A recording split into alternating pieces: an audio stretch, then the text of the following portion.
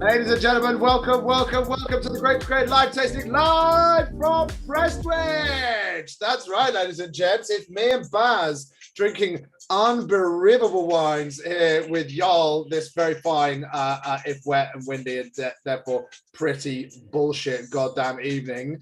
Never mind, you know, you can't win them all, but, you know, we're here. We're dry. We're having a good time. It's all gravy, baby. It's getting cold up here. Isn't it? We're moving to a new studio at some point. That new studio will be in my house because it's actually going to have the heating on. Because, you know, I'm going to heat the rest of this place. Not a chance. Not if we want to stay open. We won't. Anyway, guys, we've got an amazing tasting for you tonight. It's like a Prestige Worldwide. It's exactly what it is. 100%. This is Invasion. I thought it was an acronym. Is that the right English? Yeah. I thought it was IN International V8 Varieties. And I said, Tom, what does the Sion mean? What does the Sion mean? It means invasion. Oh.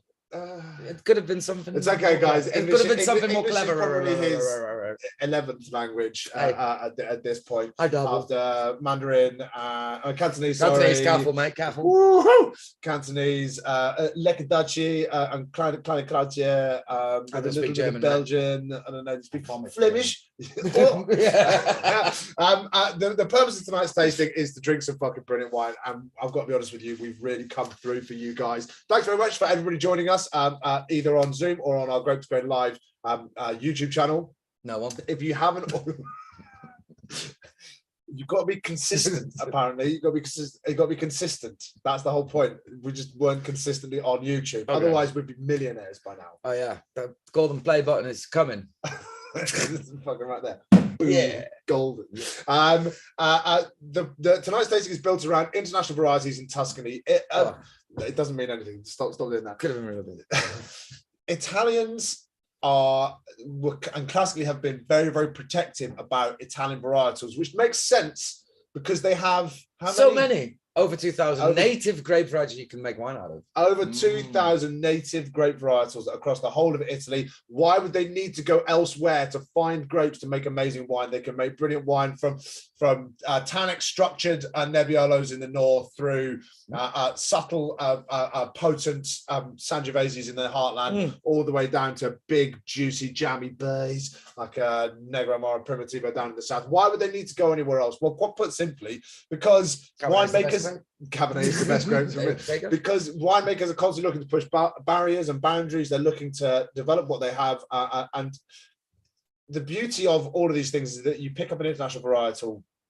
For example, Chardonnay, classically cool climates, a Cabernet, classically cooler climates, perhaps as well, and drop them into regions like Tuscany, and they turn into completely different wines. They become quite iconic wines. But yeah, obviously, I'd like to think the first person that started messing with French varieties, they lost their shit, you know? Well, I imagine they got tarred and feathered by the rest of the Italianos. They were like, this la faccia, dragging people out the street, whipping them with bloody fire hoses, bags of I don't know. What's that? Sicilian lemons. Okay. Hit him with a bag of Sicilian lemons. Won't leave a bruise. We'll commence with what it means to be, I guess, a Super Tuscan, which we're not technically trying today because Super Tuscan is a slightly different category, but we're pushing the boundaries on some of them. But a little bit about what we've got the lineup for today. International varietals in a Tuscan setting. We've got a Chardonnay. We've got a load of different Bordeaux blends, finishing off with an absolutely outstanding straight Merlot from Petrolo, known as the Petrus of Italy, up there as one of the best wines produced in Italy every single year. What a treat to be tasting it. Absolutely phenomenal. Decant all of your reds if you haven't done so already. Also, I'm going to decant the white as well. Decant the white directly into your mouth, or at least into your glass. And we'll go through how to taste wine very briefly because we've got some new people on the tasting. Oh, welcome. Welcome to all the new peeps. We've also got some OGs. What up to everybody who's been on a million one of these tastings and spent all their hard-earned cash for this over the years. how to taste wine is a very simple process. We're going to go through how to. Now, you should have a menu that got emailed out to you, but we haven't printed that out. Just any kind of white surface will do. Take your glass, and we're going to use all of our senses. So the first sense we're going to use is obviously our eyeballs. The reason why we have a white surface is so we can hold it over that white surface and look through it. If you hold it up to a light source, all you're going to see is the light beyond it, and we want to see what's in the glass. So tilt about 45 degrees, look over a light surface, and you'll see so much more. We're looking for 5 or 6 key things: the depth of color, the intensity of color, any gradients of color from the center to the edges and around the edges. There any kind of discoloration, or either losing color in reds or gaining color in whites, that give us evidence of winemaking, or age in particular, and grape as well, variety. and grape varietal distinctions and idiosyncrasies as well. Then the only time we look through is when we're looking for something called legs. So once you come from this 45 degree, bring it up to the perpendicular. Perpendicular is the word. I think it's my second language. Yeah. And we're looking for the legs. Legs are often seen as a sign of quality. That's not strictly true, is it, Baz? It is something to look out for, but it doesn't mean your wine is good or bad. It's got to do with the weight of the wine, the texture of the wine, or what we refer to in the wine world as mouthfeel. There's 2 things that manipulate that. One of them would be alcohol by volume. The higher the alcohol, the denser the liquid, and the other would be sugar content, which is residual sugar that is left over after the fermentation. The higher the sugar, the more syrupy the wine is going to be. So does it all come down to where it's grown, or is it the different grapes all start out with more, or is it all certain ones do? The amount of sun, how long it lasts into the ripening period, hang time, skin contact, all of that, all of that those makes things. a difference, but some grapes just have more. Correct. So legs are something to look out for. They don't mean your wine is good or bad. People go, oh, look at the legs on that one. Doesn't mean they know what they're talking about, but it does mean that it does tell you something about the wine. We then move on to nose in the wine. You'll notice us doing this kind of like super pro thing. If you're a bit more cack-handed, as I naturally am, as you can tell by the black eye. Mind you, was I cack-handed? Yeah, because my face connected with somebody else's head, and the hard part of their head hit the soft part of my face, and that's why I got a black eye. Small circles on a flat surface will do exactly the same thing. Agitate the wine, release the secondary and tertiary aromas. Some of these wines are big and potent, but all the way through they have some beautiful subtleties. Even the biggest wine will have a subtlety to it, and you want to release that subtlety, allow it to escape from the body of the wine, corkscrew up the inside of the glass. That's why we use a glass that shape. They arrive exactly where your nose goes. You want to use a glass that's got a big enough hole at the top so that you can get your nose in there. Depending on the size of your nose. Depending on the size of your nose. Some people will need bigger glass than others.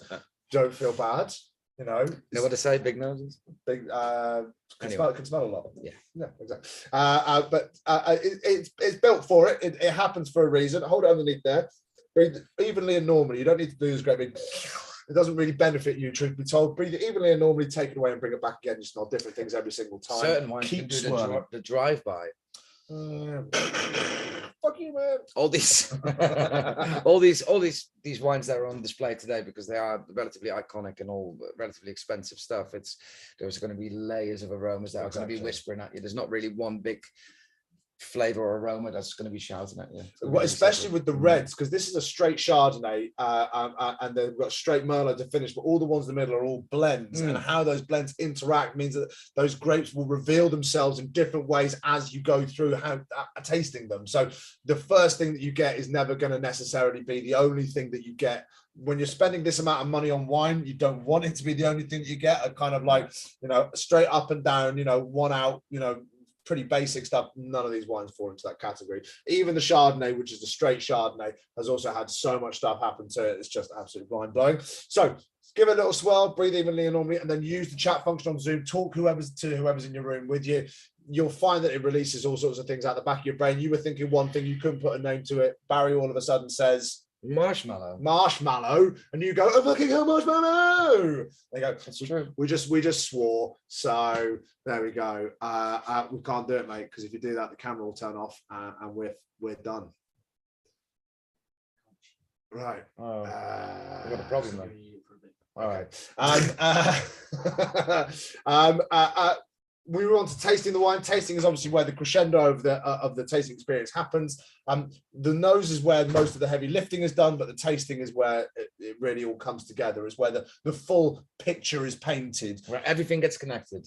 There you go. How do you do it properly though? Well, you want to make sure that you put a little bit of the wine in your mouth. Overfilling your mouth is really going to be very difficult to break down the wine. So a little bit of the wine in your mouth, leave it on your palate for a couple of seconds to let it warm up to your body temperature. It kind of does the same thing as swirling the wine does in the glass when we're nosing. If you've over chilled the white in particular, this would be very, very useful.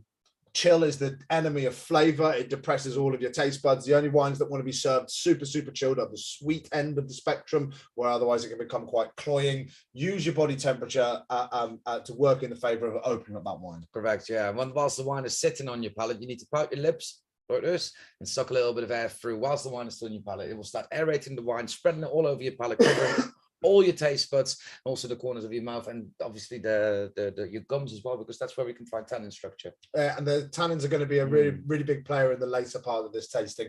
But how integrated are those? How obstructive are they to your enjoyment of the wine? How do they need maybe a bit of food? Exactly. How what's the word I'm looking for? How I want to say brusque, but that's the wrong word. How brutal are they? How uncompromising are they? Going to be jarring? Are they well integrated? Are they soft tannins? Are they a bit grippy? Are they sometimes gritty even? All those things can play a part in the tasting experience. And just to point out that tannin is a sensation rather than a flavor. Absolutely. Then we looked at three parts of the tasting: the approach, the mid palate, and the finish. The approach, the first thing you taste, almost always, in fact, always will be acidity. There might be some residual sugar there as well. After you've approached, if that's a little bit upfront, a little bit sort of blocking, then just let your mouth kind of reset itself. Put your wine down, let pH balance in your mouth reset itself. A high acid wine is going to be quite intense. Just let it all kind of reset itself. Come back to the wine, you'll all of a sudden start to pick up that much more. That next step is called the mid palate. It's where the real fruit bouquet, the mélange, where that all comes together, and then we look for the finish. Finish is crucial. Again, doesn't mean your wine is good or bad. No, all of these are likely to have a lengthy, transmogrifying, really intensely complex finish. I'd like to think so, because all these wines are I know some of these wines, so yeah, they're going to have a lengthy finish. It's not a sign of quality that if a wine has got a lengthy or a short finish. You know, we've all been there. You've had a bad day on a Monday, you go to the finest establishment like a bargain booze, and you pick up the finest bottle of Barret Foot, and yes. This is the 2022 Barret Foot. Yes, indeed. And you taste it, and you taste it for the rest of the week. That ain't a good thing. But when wines of this kind of quality are on show and it's got a lengthy finish, it can be a beautiful thing. And it really creates the legacy of any wine. Brilliant stuff. Right. Okay. So let's get cracking. Baz, tell us a little bit about the category of Super Tuscan, because Super Tuscan, it sounds like a superhero. It sounds, and in a way it is. Sounds very American, doesn't it? Super Tuscan. Yeah. It also is quite superhero-y in a way, because it managed to overcome the natural, almost disgust response from within Italian winemakers at the idea of using a grape that wasn't Italian to make wine.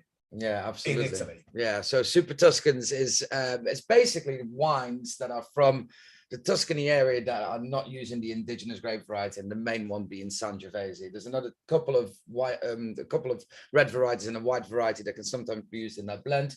And in the 1970s, the DOC and the DOCG classification came into place in Tuscany. And the rules and regulations were, if there was not 70% of Sangiovese in your blend and two other indigenous red varietals, then it couldn't be a DOC or DOCG. So it would automatically be a table wine. Now, two main families who are big players in the creation of a Super Tuscan, one of them being Sassicaia, which is something that some of you might have heard of, maybe even tasted this wine. Iconic wine from Tuscany, who started working with Cabernet Sauvignon, and that's the first one that was ever created. But it was the family Marchesio Antinori who are behind a really iconic expression called Tianello, who really championed it and kind of got this show on the road how it became a Super Tuscan wine, because these guys were producing incredible full-bodied Italian wines with French varietals. And it was not until it went over to the States. So in the 1970s, that it was automatically called a table wine because they were not using enough Sangiovese. In fact, they were using non-indigenous varietals. So it couldn't become a DOC or a DOCG. And that is kind of like the stamp of quality. So they had to call them table wines, but these wines were incredible, super full-bodied, great quality wines. So when they then approached the American market, you know, particularly Americans have got the taste for big, full-bodied, punchy wines, particularly Cabernet Sauvignon from Napa Valley or maybe from Central Coast in California, and also a chap called Robert Parker. You might have heard of him. He's a really well established and respected wine critic who has got a palate for the punchier wines in life. For something that's really big and full body, gets 99 points immediately. Robert Parker stamp. It's funny. I've just got back from Tuscany. I was there. I don't particularly want to go into massive detail about it. It was a little bit of a traumatic trip, if I'm honest, for reasons that we don't need to go into. But that kind of that within Tuscany, there are lots of smaller categories. There's Chianti. There's Chianti Classico, and in Italy, Classico means the very heart of the Chianti. Chianti can come from almost the whole of Tuscany, really, but Chianti Classico is right slap bang in the middle of it, just in between Florence and Siena. There's Montalcino, there's Montepulciano, there's Bulgari, there's all these other little things, but unless they ticked all of the boxes, they couldn't call them by these specific appellations. So prior to I forget exactly when, but if you made a straight, they changed the rules, but if you made a 100% Sangiovese, you couldn't call it Chianti. It had to have. Yeah, you couldn't call it. It had to have white. You couldn't call it Brunello. It had to have a percentage of another grape in there. Canaiolo, which is a red variety, and Colorino, which is a white. It had to have that little bit of another grape in there. They changed the rules, so now all Montalcinos are 100% Sangiovese. Most Chianti Classicos are 100% Sangiovese. They'll use maybe a little bit for some other stuff. They had other grapes planted there, but they would use them sparingly and to do a role within a blend, as opposed to it being that's what they're looking to show off. They're looking to do a Cabernet Merlot Cab Franc blend. They're looking to do a straight Cab. They would use them, and often they would just, I've got half a hectare of fucking Syrah. What am I going to do with it? Just chuck it in the IGT, which is Indicazione Geografica Tipica, so wider IGT Toscana. Just chuck a little bit of it in there as padding, as filler. It'll add some color, might add some spice, might add some depth. But it's not proper wine. Just throw it in there, and then all of a sudden they then went a step beyond that. We're like, hang on, this is really good wine. Why don't we do something built around that? And it's fascinating. I'd love to know about that transition from we planted it 20 years ago. It's here. We use it as filler to make the wine darker. To now it then being what they're all ripping out Sangiovese and planting Cabernet, which is mayhem for Tuscany. Well, it was particularly the Antinori family who championed that. They have like 23 generations within the wine world since the 1300s. These guys, they were really champion Cabernet Sauvignon in this region, and for them to go to the American market, because it was a little bit misunderstood. And in the 1970s, when these DOCs and DOCGs came into place for Tuscany, then it just being classified as a table wine, that was obviously not a good thing for them, because they couldn't really charge much for the wines because it was just a table wine. When they went over to America, and the Americans loved it. So it was an American wine critic / writer by the name of Bert Anderson, who came up with the Super Tuscan name tag, and that kind of stuck. Now, this IGT that you just mentioned, that is a classification that came into play because of these Super Tuscan wines, because they wanted a better classification rather than just table wines for their wines. So in 1992, this IGT classification system came into place in Tuscany, and that's really where all these wines fall under. So it's a fascinating story how this came about. Because you'd think, because when you've got such iconic appellations within Tuscany as Montalcino, Montepulciano, Chianti Classico, and Bulgari, which admittedly has come later and off the back of these, that some of the best wines are not able to fall into those categories, and therefore are. And it's funny. It's kind of like it's a certain genre, because I met up with a winemaker called Ricardo from Sao Paulo, who's hopefully going to be joining us on the 11th of 11th of November, I think. Hope to be joining us on a live tasting of Meet the Maker. We'll be tasting lots of Sao Paulo Montalcino. You fucking bet. Brunello, he's yes, a young winemaker, sort of our age, maybe a bit younger. He doesn't look it. He looks about 32. There's a younger generation coming through that are like, no, relax this. Let's just make fucking brilliant wine. They haven't gone full natty. They haven't gone full zero intervention, twizzle your mustache and you pour over Harry V60 coffee. But they are a lot more focused around breaking down the kind of the real structured, this is how you make wine, you can't break those kind of rules, which is quite interesting. And also looking to move into different parts of Tuscany where they can make great wines, like Morellino di Scansano, coastal region just down in the southwest of Tuscany. So it's interesting to see that new generation of winemaker further breaking down the barriers that were already broken down by their predecessors in bringing in these IGT Toscanas in the 90s. Only this sort of area, these super Toscanas, have only been around for 50 years, and they are some of the most iconic wines to hail from Italy, which says something about it, really. Yeah, I mean, I guess it's hard to maybe put that label on there. I think, but I mean, they certainly would be up there and reckoned with, in the same breath as Amarone, as Barolos, as Barolo can fuck off. But it's up there in terms of the pantheon of wines. And it's also quite telling to see that winemakers, whether it's Gaia from Piedmont, who we're trying here in the Promise, we're going to start tasting wine in a minute, don't worry.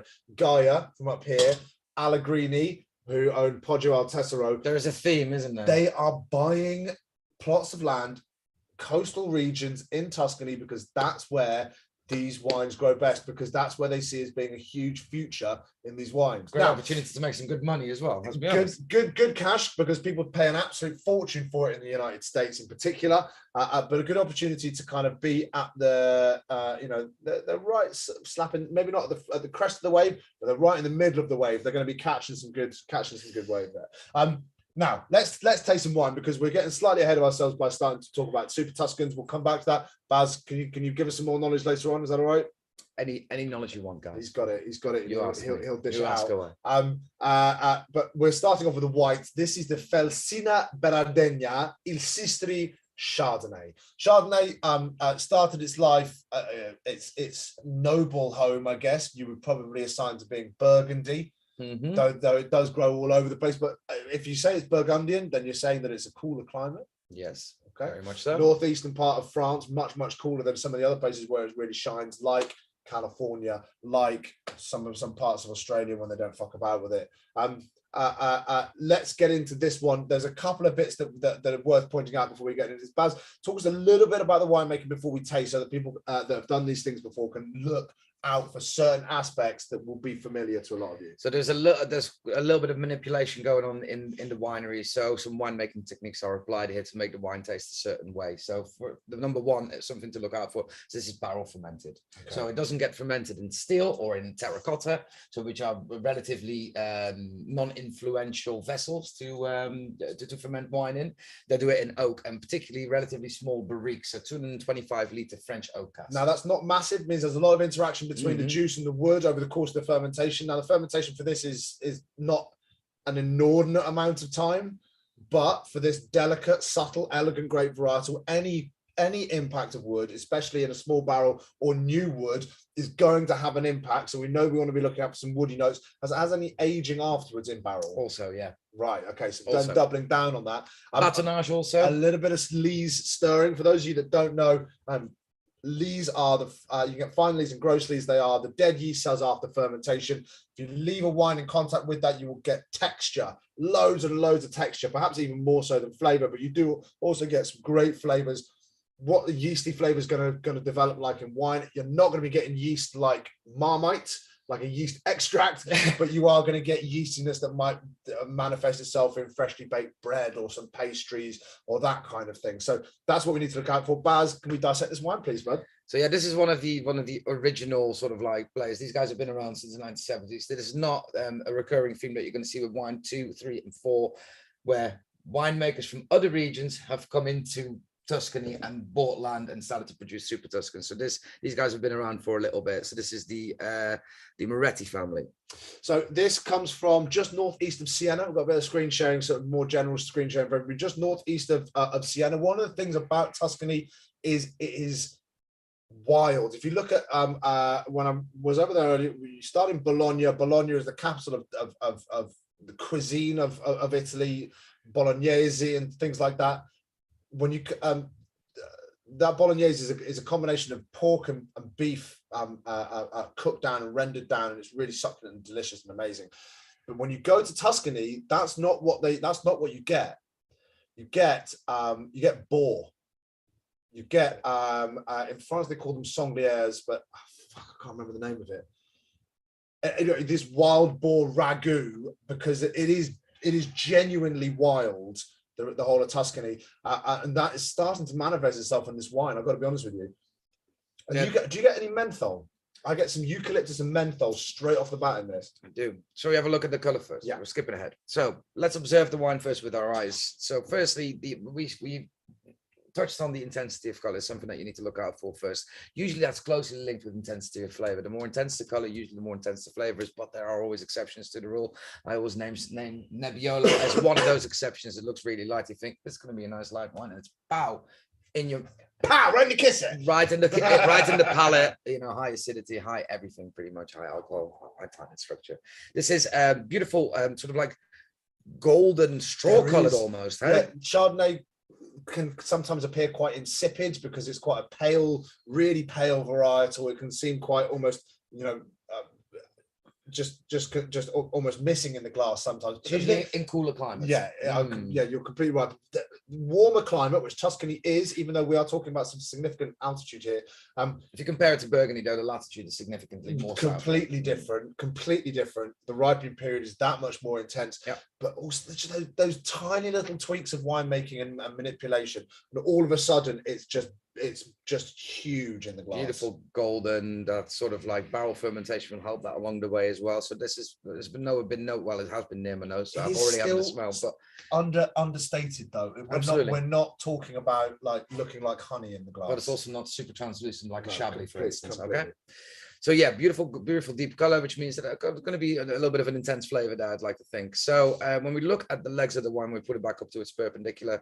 It is relatively heavy as well. You can see it sticks to the glass a little bit. That would be the lees aging, right? So that be the lees aging, and the alcohol is significant on this as well. So 13.5 is still quite high. Quite high for a white. There's no doubt about that. So a little bit of ABV. There won't be any sugar in this. Chardonnay is a dry wine. But that lees aging and a little bit of time in contact with the wood is just giving it a thickness. So it'll be really interesting to see if that translates into mouthfeel. Right. So on the nose, guys, please use the chat function on Zoom. If you're watching on Zoom, if you're watching on YouTube, give us a comment. And if you're watching on Zoom, head to Grape Grain Live YouTube channel, like, share, subscribe, all of that kind of stuff. Just help us out with those algorithmics. So quite ripe on the nose for a Chardonnay. You know, there is a little bit of that sort of tropical fruit coming through. I even got a little bit of like ripe banana earlier. Are you getting any of that menthol? I get a steely note, which is closely linked. So yeah, but even though this wine hasn't seen any steel, it's got like a steely aroma. Steely, right? Steely. There's a spice. There's a little bit of spice as well, but quite subtle, really well integrated. So every single time you go to the glass, and this is for me, that makes it really interesting. Every single time you visit the glass, there's something else that's whispering at you. It's not really one aroma that's going. Green apple. That's all you can smell. There's nothing else going on here, and that's got to do with the winemaking. Beautiful. Just as a rough rule of thumb about how much this wine is likely to be, because they're not on the website currently. I'll give you a rough idea of what we're looking at here. Oh, they're not on the menu either. They're not on the menu. That means they're free. Cinghiale, by the way, is what the Italians call wild boar. So sanglier is the French. Cinghiale, Cinghiale. Google just told me that. Okay. But yeah, so you get wild boar, Cinghiale, ragu, and it's. Anyone else can name some aromas that are picking out? I know let us know. Drop us something in the comments, guys. We'd love to hear. Lizzie and Paul are here, right? The Curs are here. I'm expecting some feedback of you guys. Come on. I don't know. They might be completely into the wine and just not. They're already on wine number 5. That's fine, you know. Subtle vanilla, tropical fruits, a little bit of other spice. It's just got a little bit of botrytis. Just got a little bit of that botrytis-y, like orange blossom, wood. Orange. Please. Salud. Salute.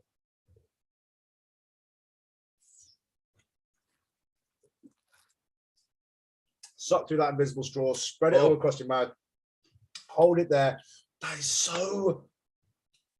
Yo. So when we first tried it, it just come out of the fridge. We tried it just before the tasting because it's Chardonnay is usually a great one to make you go boop, boop, straight in the mood, you know. But it was too cold. This has now warmed up a little bit, and for us, that is absolutely outrageous. Some tasting notes coming through. The Mabses, hey Mabses, thanks very much for booking on. Honey and pineapple chunks. Lale's getting a bit of brioche. Lizzie Paul couldn't think of a fancy way to say apple. Apple. I don't think that's what they meant, Baz. Yeah. I don't think they're trying to say apple in a posh accent. I think apple. Boy was apple. This will be in the region of. I'm gonna guess 45 quid. You're shy. Oh, you're shy by about a tenner. Oh wow. This is a sub £35 what? Wine. Oh, this is really reminiscent of a Burgundian Chardonnay, isn't it? You know, it's got that sort of subtlety of loads of different things whispering at you. It's a similar experience in the palate than it is on the nose. Really, it's quite vegetal for me on the approach. The mid palate really shines with some really lovely ripe fruits, and then there's a real spiciness on the finish with and lots of nuttiness as well from the oxidative character. There is a real. Maybe that's what I'm getting rather than still going botrytis. I'm getting a kind of oxidative sherry floor kind of element to that, which is really interesting. Rebecca, Mark, and Kate, thanks very much. Croissant? Question mark. Croissant. They are right next to each other. One thing, so in Italy they don't have savoury breakfasts. They have Nutella, but espresso doppio, right? So bitter coffee, right? And then something sweet, and it's always croissants. But then they stuff it with like pistachio cream or Nutella or something like that. But that's what they have for breakfast. And apparently, when this guy Ricardo from Sao Paulo turned up and was working in England, he was the first time he had a bacon. And it was a guy that took us on a food tour. First time he had a bacon sandwich when he was living in the UK, and he was like, "What the fuck is this? This is ridiculous. What am I having this for breakfast? You guys out? I'm going to be eating, but this is ridiculous. A pancetta. You put this in a carbonara. You don't put this in a," and then he ate it. He was like, "Oh yeah, it's pretty good." Because all throughout his life, he'd only have croissants the whole time. A little trick that I like to do after I've tasted the wine with my mouth, go back to smelling it, because there are other things that I now will. That oxidative thing is really, really quite interesting. It'll be interesting to see how the cheese affects it. As always with the cheese nowadays, guys, just go for whatever you fancy. Goat's cheese is going to be a good place to start with this one. Whilst he is eating that and not able to talk, I will tell you a little bit about the actual winery. So it's run by Giuseppe Mazzacolin. So from the 1970s up until 2011, he was very much involved with the day-to-day running of the winery, anything that happened in the vineyard and also in the winery. He's now stepped back, semi-retired. He's still involved, but he's now got a consultant winemaker by the name of Franco Bernabe. And he's a very well celebrated it's amazing after the cheese, isn't it? Italian oenologist, viticulturist. Wow. And yeah, he now works with this very small plot within their estate, which is about 4.7 hectares. So not too big at all. Solely planted with Chardonnay.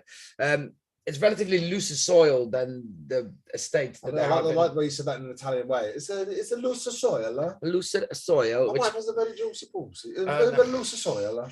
Loose soil, rather than if you compare it to quite the sort of like thick, heavy soil that you find in the Chianti region, where they have a big estate as well. That it really lends itself very well to Chardonnay. Grown at a little bit of altitude as well, which you find in Tuscany is relatively hilly. It is shockingly high above sea level, actually. You don't appreciate when you're driving through Tuscany. There's loads of different types of altitudes. You're up and down, up and down, up and down constantly. It's flatter in the north. And once you get down towards the south, so particularly Brunello, this is of Montalcino. So not just north of it is quite flat, really, really, really high up to Brunello and then drop down. But where we're talking about, this is in the hills of Chianti Classico.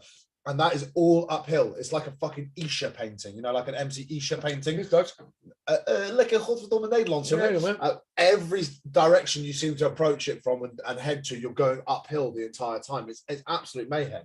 But it means that, dude, so much sweeter. So much sweeter. Oh, wow. Right? That is absolutely magnificent. The cheese, by the way, because it's almost a little bit of an afterthought always on the live session. I think it shouldn't be. Save some for Dom as well, because you already had a little moan at me saying, you guys never leave any wine for us. This has got to be tasted by the team. The goat cheese, or cheese that's labeled number 1, is a Bûche de Chèvre, rather. Yeah, you have it. Which is a goat cheese from the Loire Valley. Really young, so not too goaty, for the lack of a better explanation. You guys know what I mean by that, right? It's a bit of a mainstay on our tastings because it's just such a great. But it also really does the job that we want to have the cheese on here for, which is it really hugely impacts your palate. It's super creamy. It's dense. The rind is delicious. It coats inside your mouth. Really lifted acidity, super high salt concentration. So it absolutely kicks the shit out your palate. And you come back to the wine, and the wine. It's funny. It's so robust and powerful, this cheese, but it never dominates any wine that you ever put it with. Particularly with high level acidity wines that of the aromatic variety usually go really well with that cheese. Think about it. What grows in the Loire Valley? Sauvignon Blanc in particular goes incredibly well with this. But this it just transforms the whole wine into something completely different, and particularly the sweet tropical sort of like riper flavors. They really take center stage here, don't they? After that, that's an incredible pairing. I wonder if the booziness kind of like is sort of pumps the brake on flavor a little bit. That's really sub £35, 33, 34 quid, something like that. That's really good. So that's almost like a Blanc de Bourgogne, so just something that's not particularly tied to a single village or a certain crew. It's just a white wine from Burgundy. But with the amount of price wise, the amount of this is of winemaking and manipulation that has happened here, while still maintaining that fruit purity and still showing off sort of Tuscan herbaceousness. Yeah, you would expect a Burgundy of this quality to be significant. You can chop and change the cheese. By the way, cheese number 2 is a Gruyere, which is particularly nutty. I reckon that does a completely different thing. Well, I'll read out some people's comments. You do a little taste test. Liz and Paul says gets an aftertaste of the burnt black bits you get on a proper wood-fired sourdough pizza, Neapolitan style vibes. Cat and Dave, very oily texture. It does have a lovely weight to it from that barrel aging and from the lees aging and batonnage. Lasts ages on the finish. It's just so lengthy, really great. Lemon and green apple, Heather and Stephen, very subtle but does carry on for a long time. Absolutely, couldn't agree more. Deborah Daly says cheese really complemented the wine, brought out loads of different flavors. It absolutely does. Wine and food is a match made in heaven. Some wine can be drunk without, some wine absolutely, right? That's outrageous with that goat cheese. That's absolutely amazing. It's that's really so good. fantastic. Some wines really benefit from it. Some wines absolutely 100% need it. You have to have food with it to really experience it properly, because they are not just slurping wine. And some wines don't. Some wines you have with crisps, or you just have on the sofa, or you with nothing, or you have it on a night out. Those are usually a slightly cheaper, more guilt-free type of wine. The integration with food is what really elevates wine for me above any other type of thing that you drink. Yeah, I agree. A whiskey can be incredible, but unless you're in an episode of fucking Madman. Boardwalk Empire, where they're all just drinking the real McCoy every single time, but they're also drinking this kind of like neat rye whiskey with just every meal. It just seems revolting to me. Wine is the thing that really does integrate most well with food, and that I'm going to save a little bit of that wine, a little bit of that Shardy as well. That really, because I would just pour myself another glass, but apparently Dom's going to have a good. No. Let Dom have some as well. Just before we move on to the first red wine of the tasting experience, let me tell you a little bit about the vinification. Holy shit! Which vinification means what has happened in the winery after the fruit has been harvested and transported to the winery. What they actually do to it to make it taste the way that it does. Firstly, it's whole cluster pressing, which means they leave them actually on the stalks, which means that you get a little bit of the vegetalness, which kind of bleeds through into the wine, right? That was for me more on the palate than it was on the nose, which is really interesting. Soft pressing, 60% is free run juice, and that's the juice that they use then to go into those oak barrels. So it gets racked, takes 24 hours in a cold environment. Racking means siphoning off the clear juice from the solid matter that you find, because when you press a grape, you're not just going to press juice out of it, you also get a little bit of the solids, you get a little bit of the pips, and it takes a long time, 24 hours in a cold environment, for that to really sink down to the bottom. So why not? And this is important, because that wine still remains very subtle, very very elegant. Why not just pour it through a fucking sieve? What would that do to the wine that they would? Because that's got to be quicker to just go like you were pouring pasta water. It will take flavor away. You're filtering out flavor as well and aroma. See, because I was thinking that would have more interaction with the skins and therefore would give too much flavor. It will have an You're impact saying on the that wine. you would lose flavor as well. You would gain bad flavors and lose good flavors. Yes, exactly. That's one of the things. Also, but everything is done at a slow pace to really minimize any manipulation to the free run juices that you're trying to collect here by just collecting free run. That might get done in a pew cowboy 6-shooter winery that's a Barret Foot-esque £5 bottle in the bottom shelf of a. The finest Barret Foot. This is a piece of art, and people say, "Oh, Buzz, shut up, piece of art." But mate, this is our fucking podcast, right? If we want to wank on about how artistic this wine is, it is. You guys are watching. You paid your money. You get what you get. This is obviously really good quality fruits, great quality juice. Free run juice is what that means. It's got to do with the sort of levels of pressing that you go through. Free run juice is minimal. It's almost crushing the berries, and that juice that comes out of it, that's what you collect. That's the best juice that you can make wine out of. There hasn't been no manipulation, no force been added to the pressing, which when you start adding force to it, you're going to start extracting other esters of aroma and flavor that might be undesirable in the wine. I've messed up here. It's actually a £40. So I was right. What did I say? Did I say 40? 39 and a half quid a bottle. I think I said 45. Apologies for that one, guys. Given away for free. So that whole cluster pressing, that free run juice is incredibly important. Cold settled, racked, that takes 24 hours. So at this point, we're here with the raw juice that goes into an oak barrel and then gets fermented. 225 litre, which we is this a good one? Yeah, he's getting real excited. Wow. 225 litre French oak casks. It remains on the lees until August, so that is not incredibly long, unless it's until the next year, which I doubt. No way. No.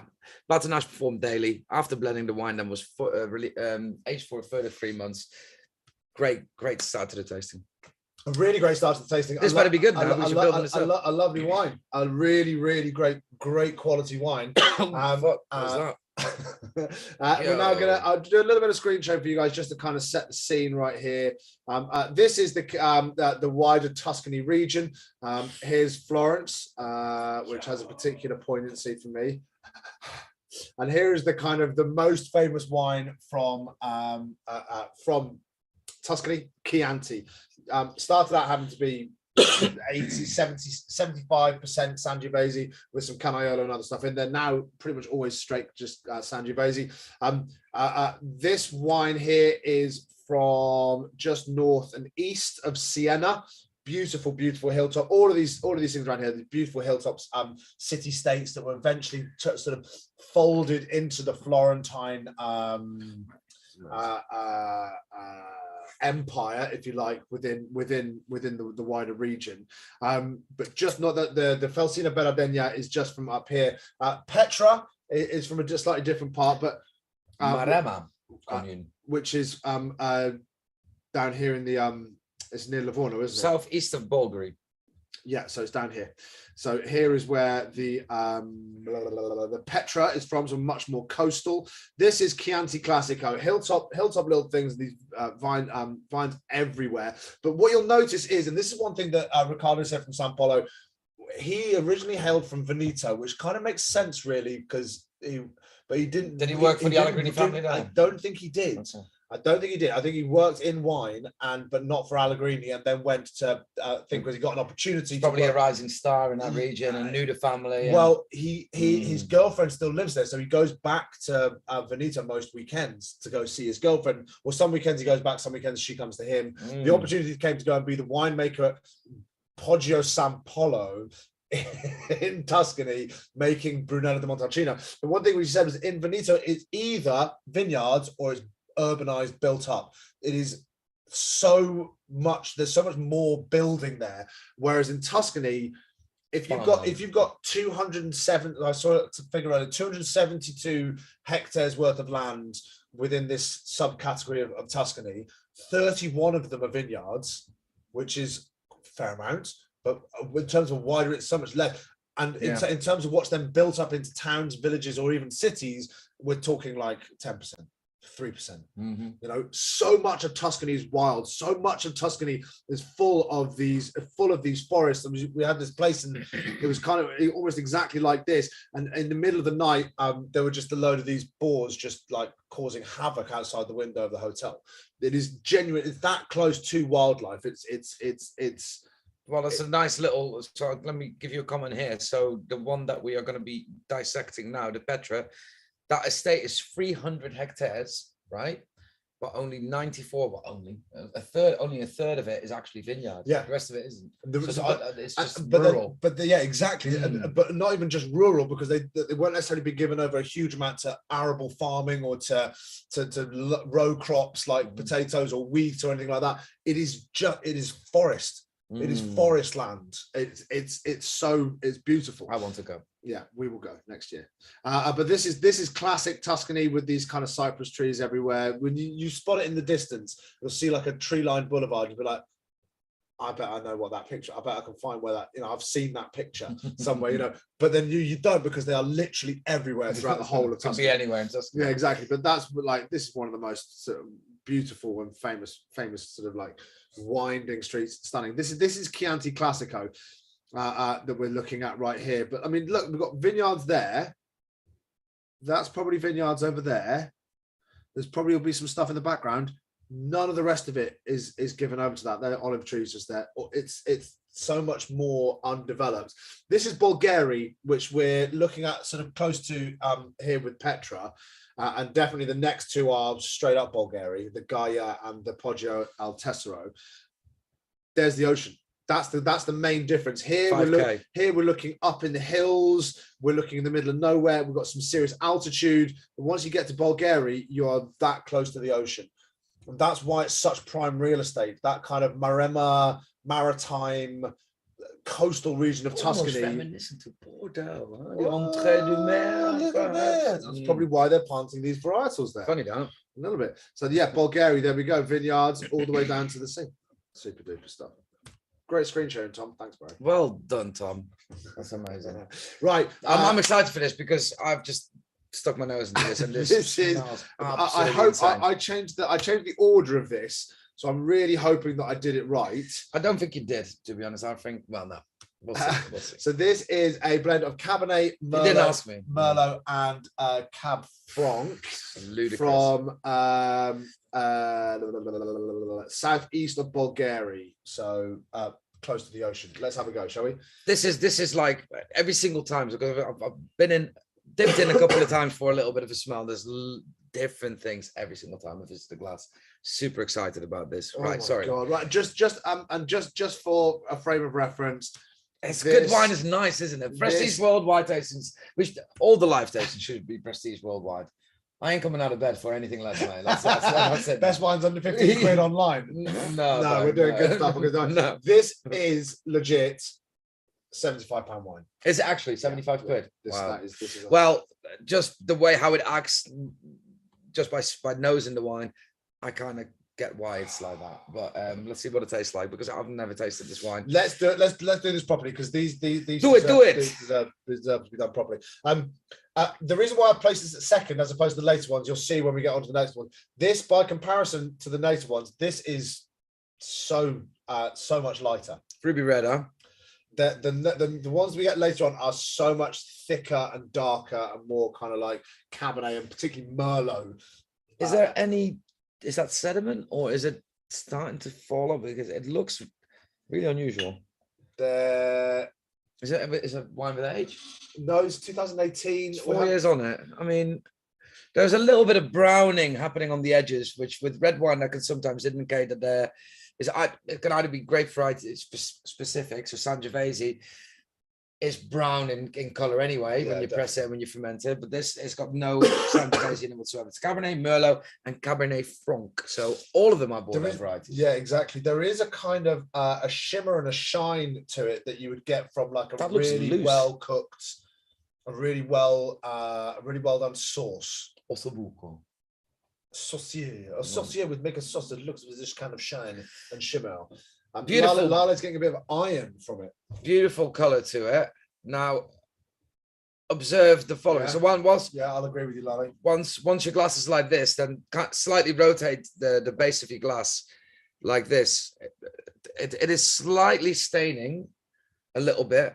So the legs are stained in this case, which means it's got a relatively, sometimes a high tannin structure. We're going to find out shortly. Now, let's give it a little nose after we've observed the legs. They are, again, relatively slow. So that could be an indicator that there's... ABV wise, we're up at 14.5%, so we're up there. Could be the alcohol. Could also be that there's a little bit of residual sugar left into this after the fermentation.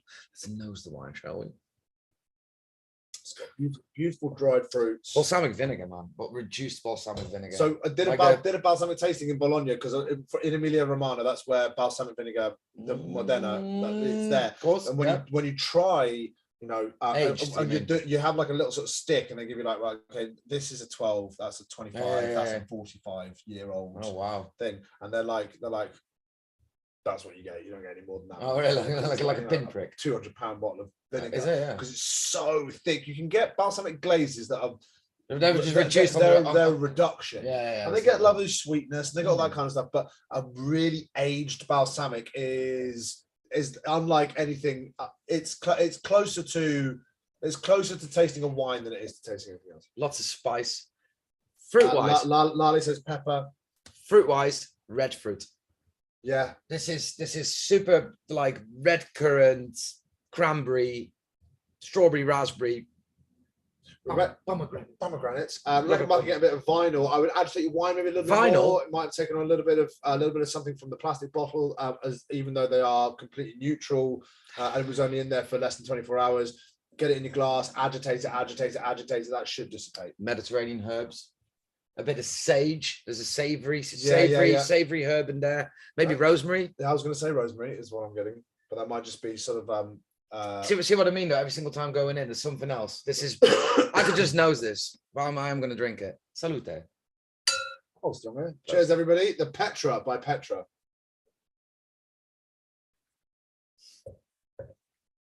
Oh, the texture is. So weighty. That's beautiful. There is a little something at the back there. There's a little something there, and it's almost like a sort of. It's giving me goose. It's a meatiness. Goose pimples, but the right kind. So you know what that is? Cabernet Franc. Like the Cab Franc. Yeah, earthiness, meatiness. That sort of like mouvedre. The meme I showed you earlier. It's. Anyway, I can't explain.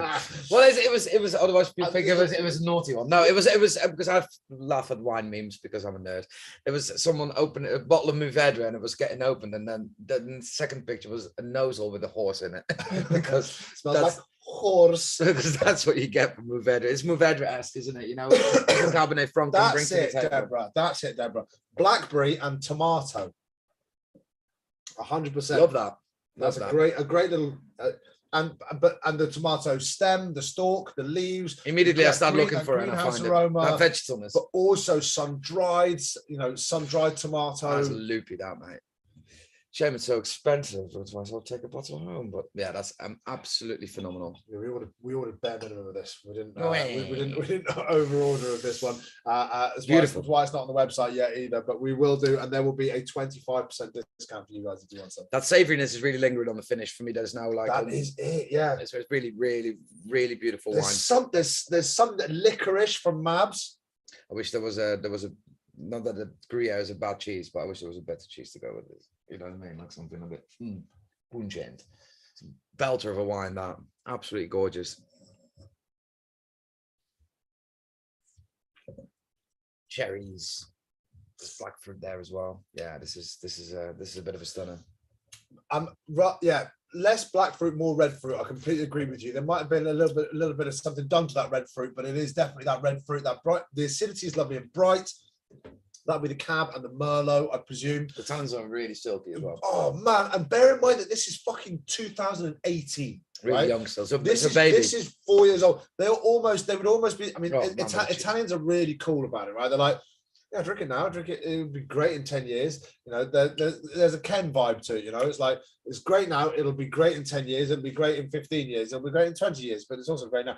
But that, as a 70 pound wine, that's really valuable. That'd be a really worthwhile investment, because that in 10 years time would be £300-400 of absolutely incredibly gentle and genteel. Beautiful. Already really stunning. So good. Takes 3 years to make a bottle. 72.50. Let's put this wine. Because it gets 18 months of aging in barrel after the fermentation, and then another 18 months in cellar, in bottle. So they keep it back for a year and a half until they feel it's ready for consumption. I went to Fontori. I went to San Polo. You go to Tuscany? Went to Tuscany. San Polo, and I went to Fattorie dei Barbi. All of these wineries, it's a huge thing in Tuscany. When you're getting into top end expression, the business cards, as they call them, that is their, that's their thing, their flagship wines. Yeah. They are not releasing them straight off the bat without having spent some time. The French are slightly different. The French are like, oh, you fucking age it, dick. Make money now. Yeah. The French not always. You fucking age it. We haven't got the space. You age it. Whatever. If you're gonna drink it, then Rolly Gassman might have a thing to say about. All right, granted, there are. But these guys, they're like, no, right. If we're gonna do it, we're gonna keep it in bottle to let it all relax. Because the reason why that's so silky now, it's like you should not be drinking that right now. So we're keeping it until we think you should. Love it. Yeah, no, they're thinking about you. I mean, it adds value to it, but they're like, don't drink that wine yet. It's not ready for you yet. When it's ready, it will blow your mind, and it will be the best thing that's ever happened to you. Not yet. Whilst you guys are still enjoying this incredible glass of wine, let's be honest here, this is, man, I've not had real fine wine for a while, so this is a real treat. Absolutely amazing. Let me tell you a little bit about, because this is going to be a recurring theme.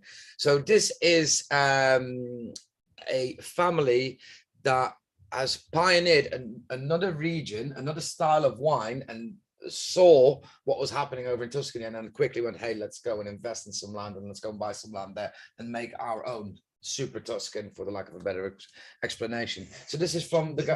This is the only expression that these guys that we can buy through our wholesaler Liberty. Is that so? Petra had one wine on their thing. Petra. Okay, that's it. Well, these guys are from. I'll check that just to make sure. From Bella Vista fame. So these guys make Franciacorta, which is Italy's answer to Champagne. So very small northern appellation where they make. I'm full of shit. Ignore me completely. No, as usual. They make sparkling wine in the traditional method, just like champagne is made. So secondary fermentation happens in the bottle. These guys are. Their background is from a little bit of money. These guys are not like, poor farmers. Not doing this on a shoestring. No, these guys they go to Venice to get the most incredible glass maker to hand make the glass bottles for Bella Vista. You've seen Bella Vista, right? You've tasted it before. It's great stuff. The vintage, the 2016 vintage is outstanding. Unbelievable sparkling wine. So these guys in 1997, this is the Moretti family, by the way. I think I said that. Moretti as in Birra Moretti. No, not in Birra Moretti. These guys asked Italy's most celebrated viticulturist of the name Attilio Cienza. This guy is a professor as well at a university where he teaches enology and viticulture, and he helped them pick up this beautiful 300-hectare estate just southeast of Bolgheri. And in 1997, they named it Petra, which is stone in Latin, which is a link to the soil composition that you find in this beautiful estate. Now it's how soil will come up later on, actually, won't it? There's loads of different soil compositions throughout all these wines that we're tasting, and we're going to see how that reflects in the wine. International varietals often call for and demand different soil makeups. So it's quite interesting. Particularly Bordeaux varieties, because of for those of you that don't know, what they call the right bank of Bordeaux is classically Cabernet driven and is quite dry and shaly. The left side is, or is it? No, the right side is classically Merlot driven and is quite clay, sand, and it retains water. Keeps water, keeps the feet of the vines. And the Dutch obviously invented the Medoc. You know, they called them the Dutchies. Probably not call them. So I said, "Hey, you Dutchies, you come here because you guys are really good with dikes." Just with my feather. Hey, Dutch peoples, come join me here to make some dikes. Okay. Anyway, you were saying they drained the Medoc, and which is perfect for Cabernet Sauvignon because it's real dry land. Yeah, that's. Is something that really is going to come into play, particularly with these two next ones. This one, actually, really excited to try that. Going back to the 94 hectares from this 300-hectare estate. So what Tom was talking about earlier with the screen sharing, only a third of this is actually vineyard. And from that third, they've then split that up into 3 different sections, all with different soil compositions, and they're all 3 different single vineyards. Now, this is their flagship wine. Calcareous. So is that mineral rich, right? So there's like loads of fossilites in there. Is that what that means? Okay. I see. It's only my second language. I'm guessing. Because I am guessing, and we've got some teachers. So you guys were calcareous, like what was I going to say? Fossilites, minerals, mineral rich. Calcium rich. Calcium rich. Probably like chalky stuff. Well, this is a Cru vineyard, so this is of a high classification. Particularly, the soil is incredibly important in these 2 grape varieties. Well, I think I've got the information from a older vintage. Yeah, it says 70% cab, 70-30. Is that what it says on the menu as well? On the back of the bottle, actually says that there's some Cabernet as well. Yeah, so there is some Cabernet Franc, which gives you the beautiful earthiness. So, depending on the vintage, so the vintage. When we talk about vintage and wine, we don't talk about that the wine is old, which vintage might suggest. But what we're really talking about is what happens that year, weather phenomena wise, because we always talk about that wine. A bottle of wine is science, which is what we do in the winery, as in we manipulate the juice with science to make it taste a certain way. And it's also a question of luck, because we're up to the elements. We cannot predict or control what the weather phenomena are going to be like. That you can put yourself in a certain position to make a certain style and to have a certain impact. So some vines are planted and cultivated on the top of a hill, so you get lots of breeze and you get constant sun from sun up to sundown. Some are facing a certain way, some are facing a certain way, but that doesn't mean that vintage, as you say, might be grey for the first, unseasonably grey for the first 3 months, and then 6 months of blistering heat that almost bursts all the berries. What do you need to do? If you have that, you need to manage your crop. You need to canopy management is then really key to protect your fruit from the blistering sun. So these are all it must be so exciting to be a winemaker. But I would love that. You know, it's like, oh, what's the weather like? Okay, it's going to get real hot for a really long period of time. Okay, let's make sure that we keep the canopy closed to protect the fruit. But then when it's particularly wet, then you need to open up the canopy to get the wind brushing through that vineyard and to the get sun rid of to the moisture. evaporate the stuff. Correct. Otherwise, but then if you don't have enough canopy, and then you have a hailstorm, you could lose 3/4 of your bunches just by hail Hail is stones. devastating. You know, just popping a load of bunches and getting a load of rot in there. Or getting all the actual bunches off the vine, and then your whole crop is ruined. Yeah, which is it happens more frequently than. But it could also be that in a later year, they've acquired some more vineyards with a different planting in there. So they chose specifically to add Cabernet Franc to the blend this particular year. The previous year was no Cabernet Franc involved at all. So that's, again, like I was saying earlier on, that's that little plot, those kind of like, we've got, you know, it will produce, you know, if we were to bottle a straight Cabernet Franc, we would be able to bottle 300 bottles. It's not that they have to use it that year either. They can keep it back. Just going to, it's there just in case, and it's so fascinating to watch. They have these back vintages, they have this, all the barrels sitting there. They taste it constantly throughout the winemaking process. Okay, and they vinify separately, and they taste that. Okay, and then they do like so proper like scientific tests when you go to study enology at university, you study the science of it all. You're testing it all, but then a lot of it comes down to, you know, the Ken effect, like.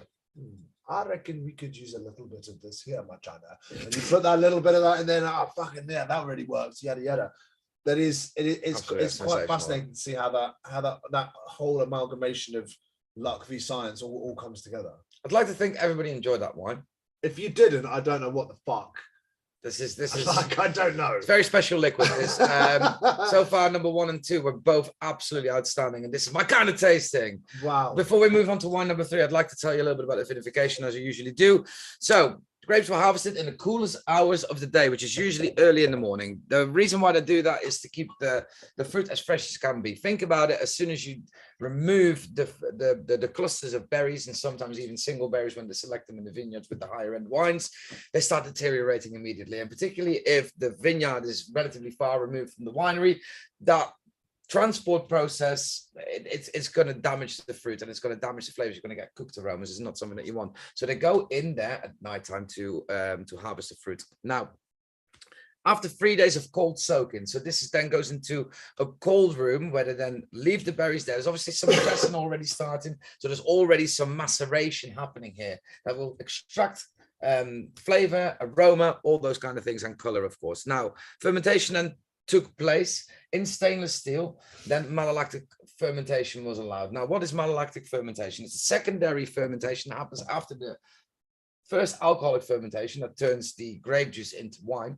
It's a bacterial fermentation that transforms malic acids, which you find in green apple, they're incredibly aggressive, into lactic acids, which are an awful lot softer. Almost 85% of red wines go through this process, because think about it, if you have malic acids in your red wine, it's going to be very jarring. So it has to go through this process, unless your terroir, which is a catch-all phrase that we use in the wine world for anything that you haven't got control over. So the aspects, the altitude is of a certain quality that you can actually afford not to have any MLF, which is Andrea Puripan's Amarone, which is always an example that we use here at Grape to Grain.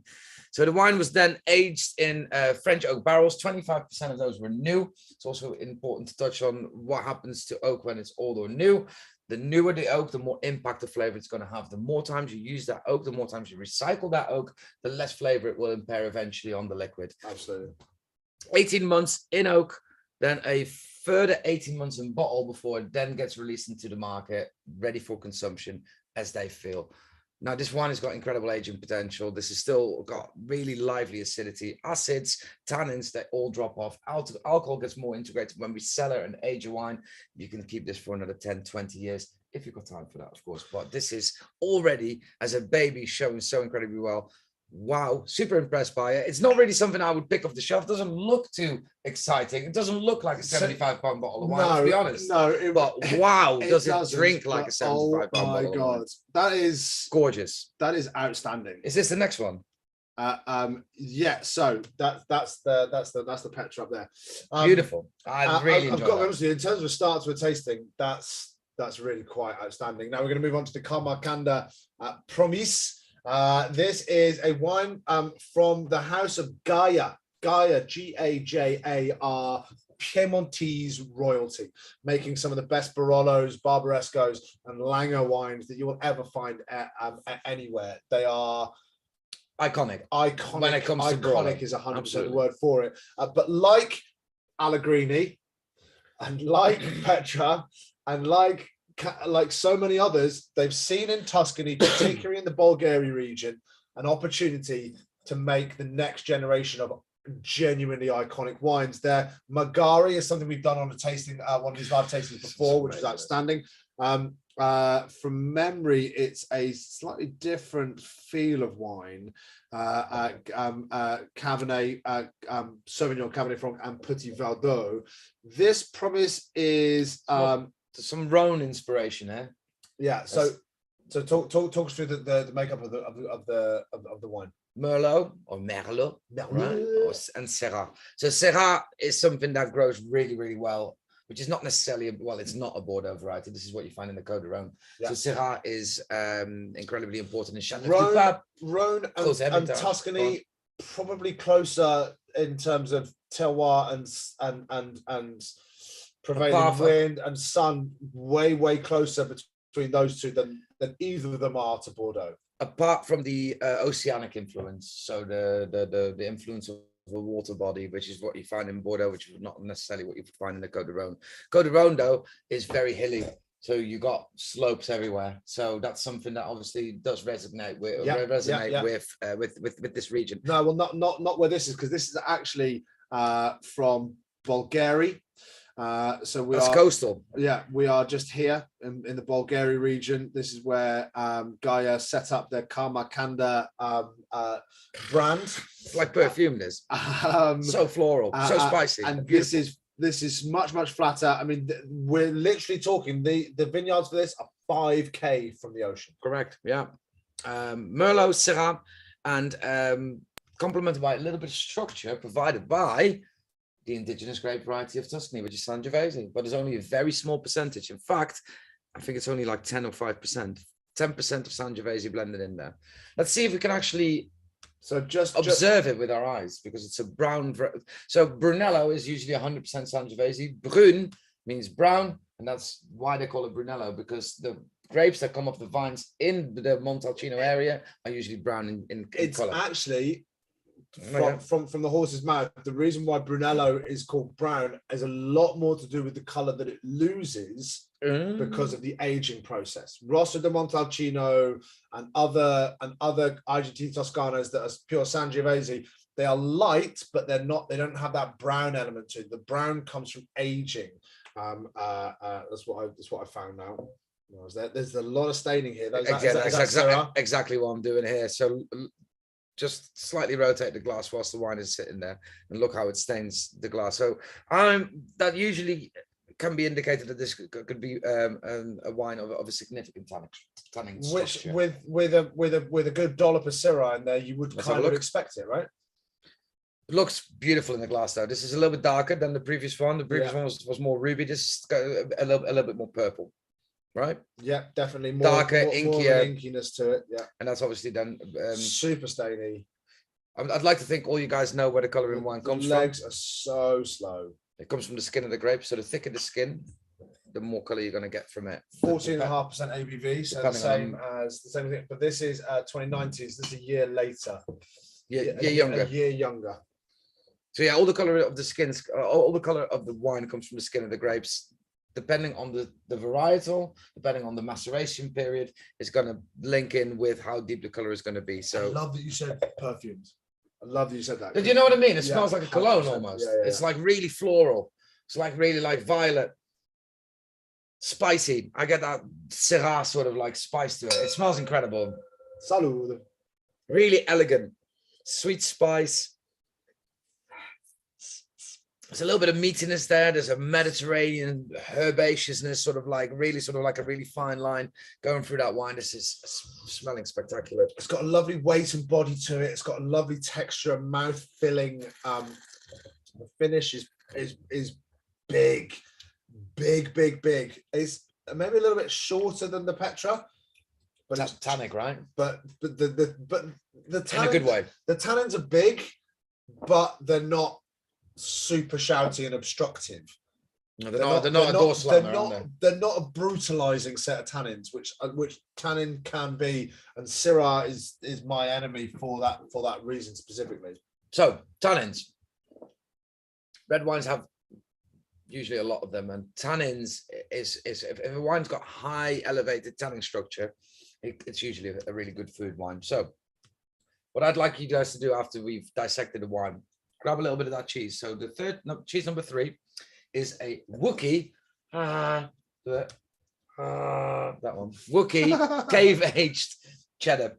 It's got like a crunch to it. It is a really beautiful, that is really good, really powerful cheddar. It's not like, you know, cheddar, you know, that you have on your butter. We discovered like that when we had that should go really Proctors well. of Preston, the kick-ass cheddar. You think cheddar is missionary position with the lights off and your socks on? You think it is? Oh wow, vanilla, really painting the picture. Vanilla and grated cheddar. You know, where you go to the supermarket and it's got number 1 written on it because it's number 1 potency.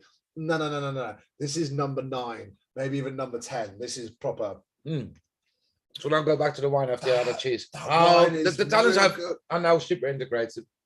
Sorry, the acidity of that cheese is making my mouth water. I'm getting some really kind of vibrant fruit, like dark fruit, but like, and I'll tell you what, dark cherry, but a little bit of that kind of Haribo. Oh, ultra cherry, and I don't mean like confectionery. Like not like confectionery, because there's not cherry in its final form. Ultra cherry, cherry cubes. You know what I mean? Not cubes of cherry, like cherry to the power of 3. Like it's because there's no confectionery element to this at all. This isn't drinking sweeties, right? But there is like cherry, like, you know, where you eat a cherry sweetie, and it's like it's what's the one that we keep doing? Where we keep doing it, and it's like, hey, I heard you like cherries, so we put some cherries on your cherries, and now you can cherry whilst you cherry. What's the Pimp My Ride meme? So this is super cherry, double down. You know, like, yeah, you've got an ace. You're playing blackjack. You get an ace, and then you get a king, and you're like, oh, that is blackjack. Fuck. What did you do? How did you get 20? 2 tens, 2 picture cards. There's 2 picture cards, right? So you get a picture. So you get a king or a 10, a king and a king. Why are we talking about cards? And then you're like, and then you go like cherry. Do it again. Double down the cherry. Oh yeah, I know what you mean. Yeah, when you split the whatever, man. Blackjack. I don't go casino, mate. I am lucky in love, innit? Look at that. Look at that. 2 subscribers, by the way. I'm a great. 2 subscribers, 3 likes on this video, one of which was me, but that's fine. Hey, that's 2 more than any other video. Oh no. We also lost another like as well. Oh no, it's back. And this is looking suspect.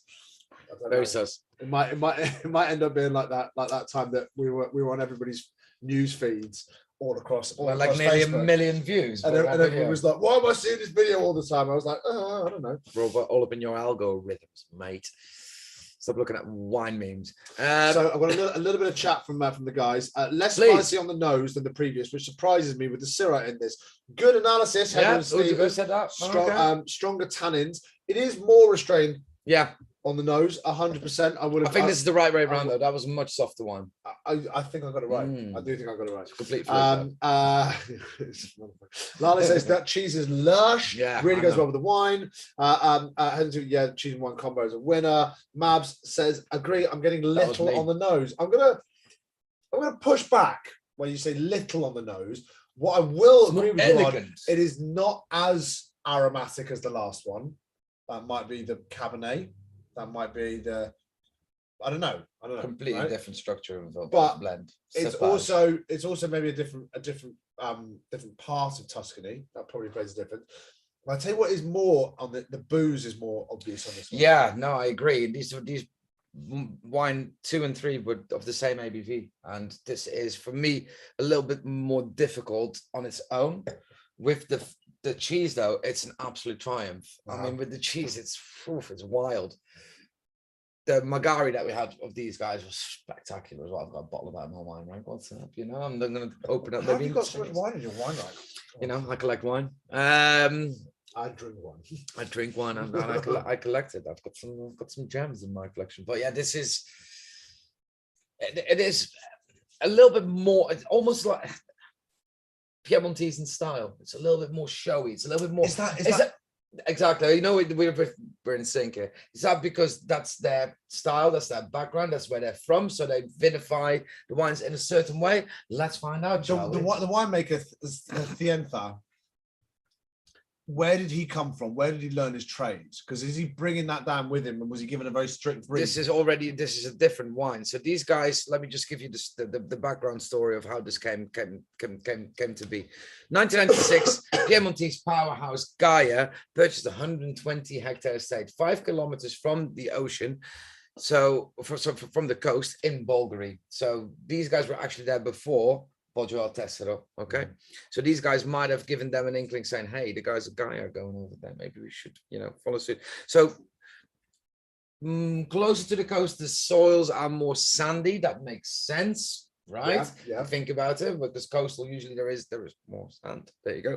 But the fruit for the promise for this particular one comes from soils that are more inland, so you get more clay soils, which retains the water pretty well, which means you get bigger wines, less elegance in the wine, like wine number 2, because those were sandy soils. Now, the handling of the grapes was done with particular care. So they went into the vineyards at different stages, making sure that they were at full phenolic ripeness, extremely soft pressing. So that's actually you've got to, right? Because like this, you're playing with fucking fire here. Syrah. With the Syrah. Exactly. If you really press super hard, you're gonna extract way more tannins that are already in the glass over here. Fucking just pushing tannins in somebody's mouth like that. Can you taste any wine? There's some wine here. I thought extremely short pressing, and then helped by a short maceration period. Again, hence same reason why this is not looking super dark like Southern Rhone wines can look like a Gigondas or a Lirac. Particularly, that can be really inky. CNDP. What's up?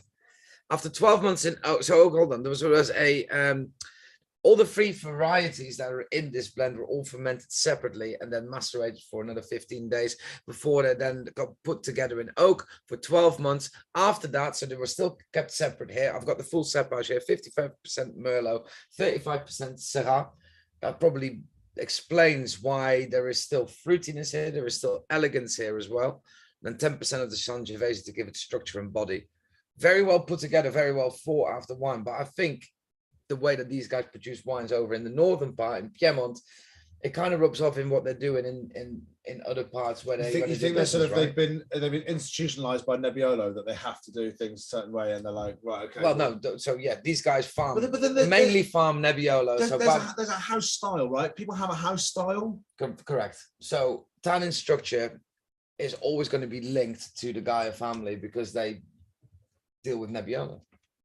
So that makes sense that this wine tastes this way. That's your background. That's what you've been through. It's like that's what these guys know really well. I think this wine at the moment is a touch on the younger side. Leave this for a good decade, and this will be a incredible wine. And this is already showing really well, but I think it needs food at the moment. I also think that Petra is drinking so well now, and in 10 years will be, you know, breathtaking. This needs those 10 years, and then it will start to be maybe in its finest form. It's also worth pointing out that Syrah or Shiraz is not your favorite variety. So yeah, but I'm really enjoying this. Yeah. I'm genuinely enjoying this. Rebecca, Mark, and Kate. Yes, the Zoom has been reopened now. They also say that Mark says this smells like a train station. We're not sure if he means the smoke and diesel or something else, which presumably is tramp piss. Caroline says reminds Alan of cherry tunes, a little bit of menthol, a little bit of cherry. So very good wine again. What's the price on this? This is a £50 bottle of wine. Okay. I'd rather spend an extra 25 and get Well, you'll have an opportunity to rank them as we progress through. It's been a while since I've done a live tasting, mate. I'm not going to lie. It's only been 2 weeks. Right, okay, so it's now time for us to get on to wine, unless there's anything else that you want to drop on to us. We've gone through the winemaking. Just what I want to say is, like, there's a recurring theme here because we're going from Franciacorta royalty to Gaia, Piemontese royalty to the big players of the Valpolicella region, Veneto / Valpolicella. These guys are the absolute kings and queens. It's sad. It's been a sad year for them. They've lost Franco, which was Marilisa's only brother that was left. There was 3 of them. Walter is the first one that passed away just after they purchased this estate. They lost Franco this year, so really sad times. He's a pioneer, and he completely changed the Valpolicella DOC because they actually chose to do things in a different way, training the vines a different way, different closure on it rather than cork. So there's actually quite a nice tie-in with Super Tuscans and the DOC, sort of like putting down the rules and regulation. These guys going, nah, we do things our way, and Allegrini is one of the sort of front runners of doing things their own way. Now, you see, so by definition, conservatism, right? People assume that it is a right-wing political thing, but conservatism at its heart is wanting to conserve things from the past for the benefit of the present and the future. Yeah, right.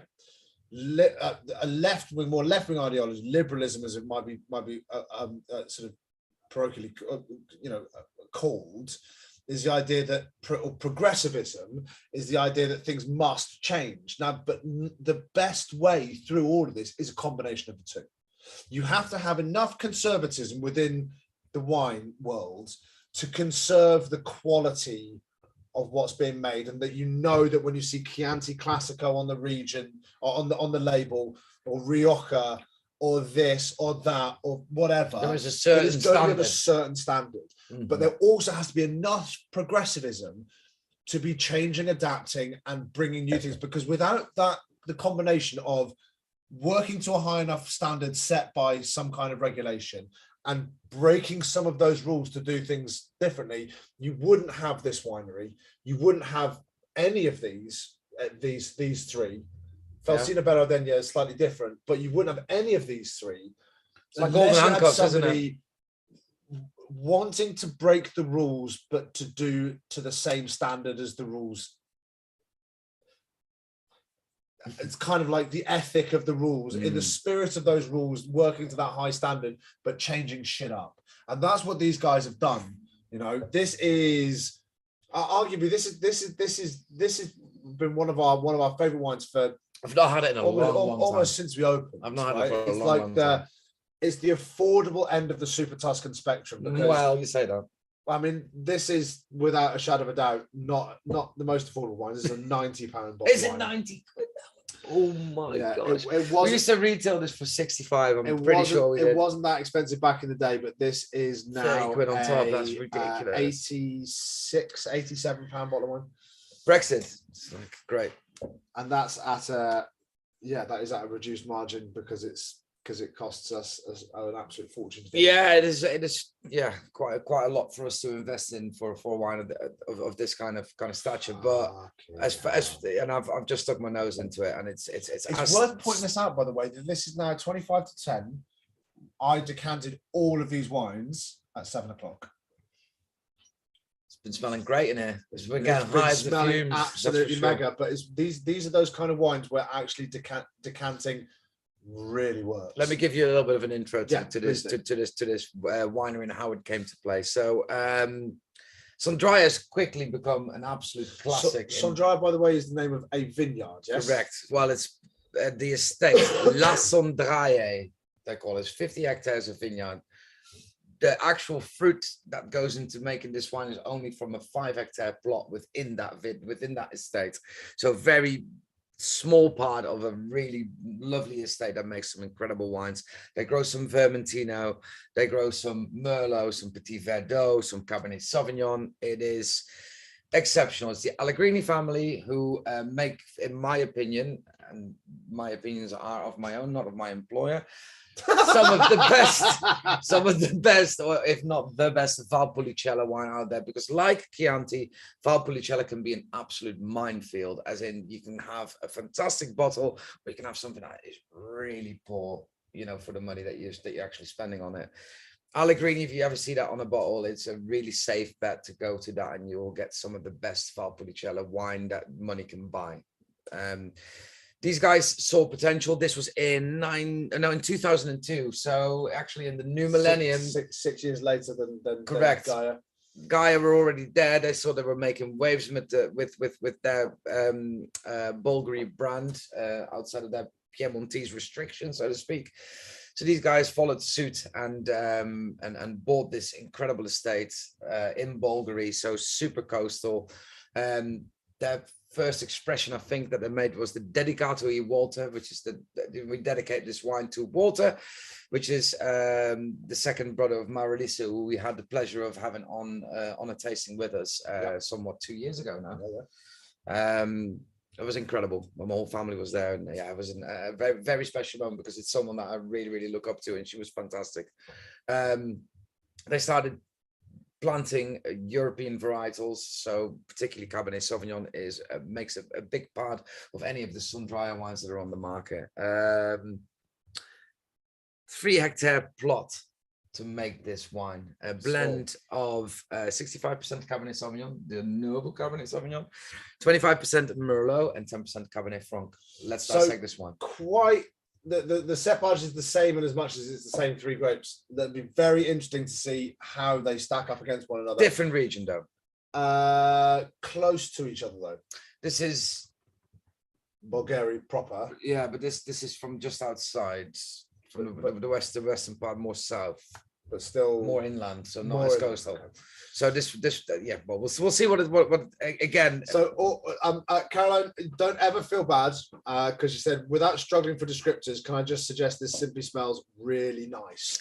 Yeah, no, don't need to use all this flowery bullshit that comes out of our mouths. It smells really nice. Yeah, 100%. Rebecca, Mark and Kate, vegetable smell, so a little bit of vegetableness. Cab Franc. Love that. Bosh. Cabernet Franc. Cabernet Franc will give you an awful lot of green capsicum pepper. A green capsicum. This is really, really emotive, lovely tasting. Now, Alan suggests it smells like his hands after picking blackberries and black currants. That's amazing. So see that this is what I love. This is really, really romanticized. Black fruit and soil that from picking it and having touched the leaves and all the rest of it. That whole kind of holistic aroma. It's something that you've done in your life, you know, and there's only one way to describe it, to describe the actual motion that you were going through. Is like, oh man, it smells like after I've been blackberry picking. Love that. Love that. Did I with my kids? Smells much sweeter for me for some reason. I completely agree. A load of like really good brown sugar. There's the Kurz. Who said vegetable? Vegetable. That was Rebecca, Mark and Kate. First thing that jumps out of the glass for me is super green, super vegetal, and there's only 10% of that Cabernet Franc in there. It's got to do with the soil. Once you progress past that, I'm definitely getting that kind of burnt sugar. You know, like when you're cooking down sugar to make a kind of a caramel to pour over the top of that kind of burnt bitter sugar. Do we all agree that this is really concentrated? Oh, the aromas are incredibly concentrated. You know why that is, and that this is a. Well, can't say it might be my imagination, but could take a bit of extra, ABV, and because they definitely vegetable, but a sweet top note. 15 now. Yeah. So there's an extra 0.5%. 0.5%. You think that's nothing? Makes a difference. Makes a difference. Try 4.5% being a 5%, baby. And I feel it. Damn difference. The reason why this is so concentrated is because the way that they train and how they've planted the vines. So normally, the density of vine plantings, how they plant them next to each other. So think about it. If you plant them, there's a little bit of a spacer in between, right? So they've got their own sort of like soil / nutrients that they take out of that soil for their own sort of like health and benefit, right? But if you plant them really flipping, I nearly swore. Really flipping. Just fucking swear. No, that's your job. I'm the one that actually gives the information. Plant them really closely together. So normally the vine density of plantings is about 4,500 vines per hectare. Have a guess how many this is. So you're saying this is So that the high density is already like 5,000, 6,000. 4,500 are going to go. If you're making me think that it's super heavy, so 7. Yeah, and it's 9,000. 9,000, so double. So they the literally plant them so closely together that these vines are now starting to fight for the nutrients in the soil.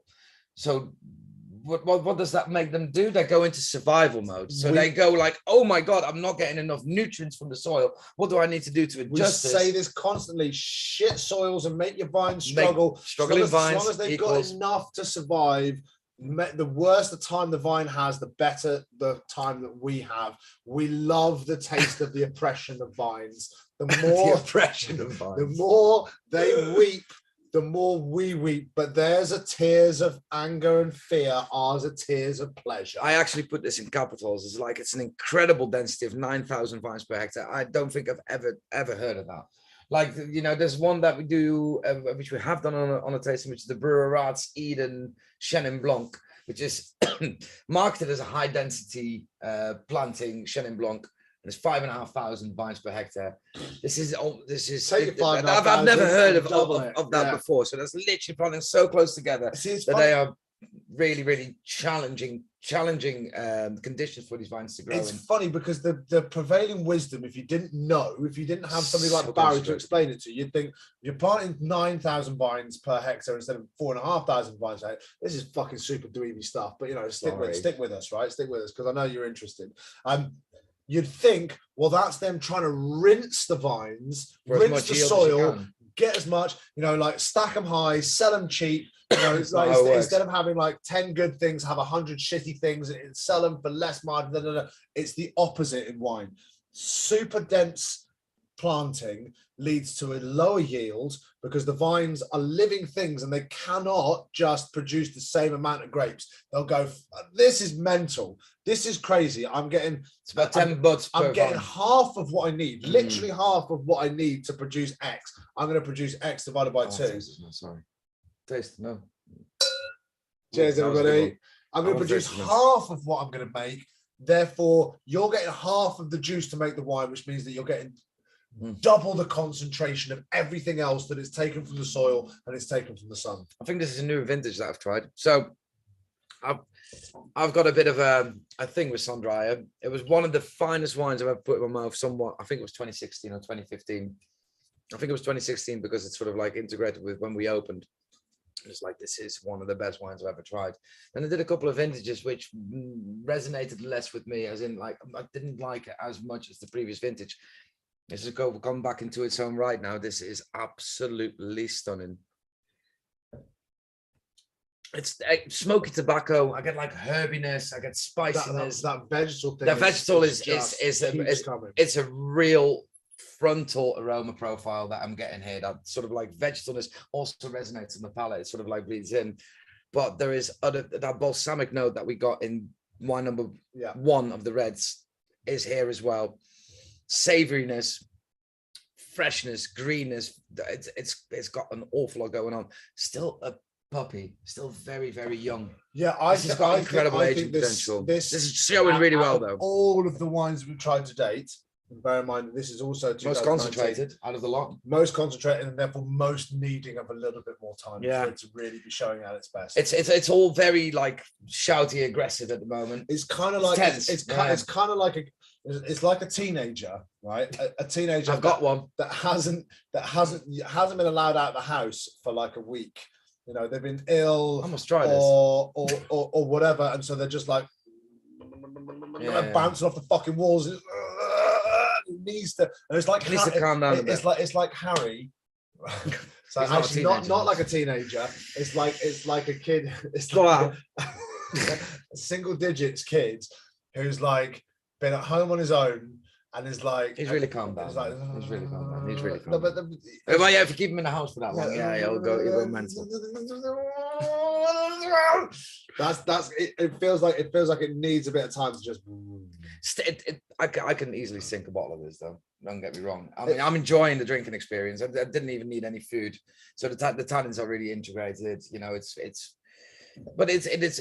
a powerful wine, right? It's expressive, powerful, concentrated, beautiful. Let me tell you a little bit about the winemaking before we, that concludes the tasting, actually. We've got 2 bonus wines. But after destemming and soft pressing, which is a recurring theme, you know, you don't really want to interact with the skins. Wines, no one is pneumatic pressing the shit. So they call it partially rupture of the berries. So they break them slightly, ever so slightly, crush them. Not all the berries will crush and start fermentation. So there is a little bit of carbonic element coming through here. Fermentation took place in a temperature-controlled stainless steel tanks.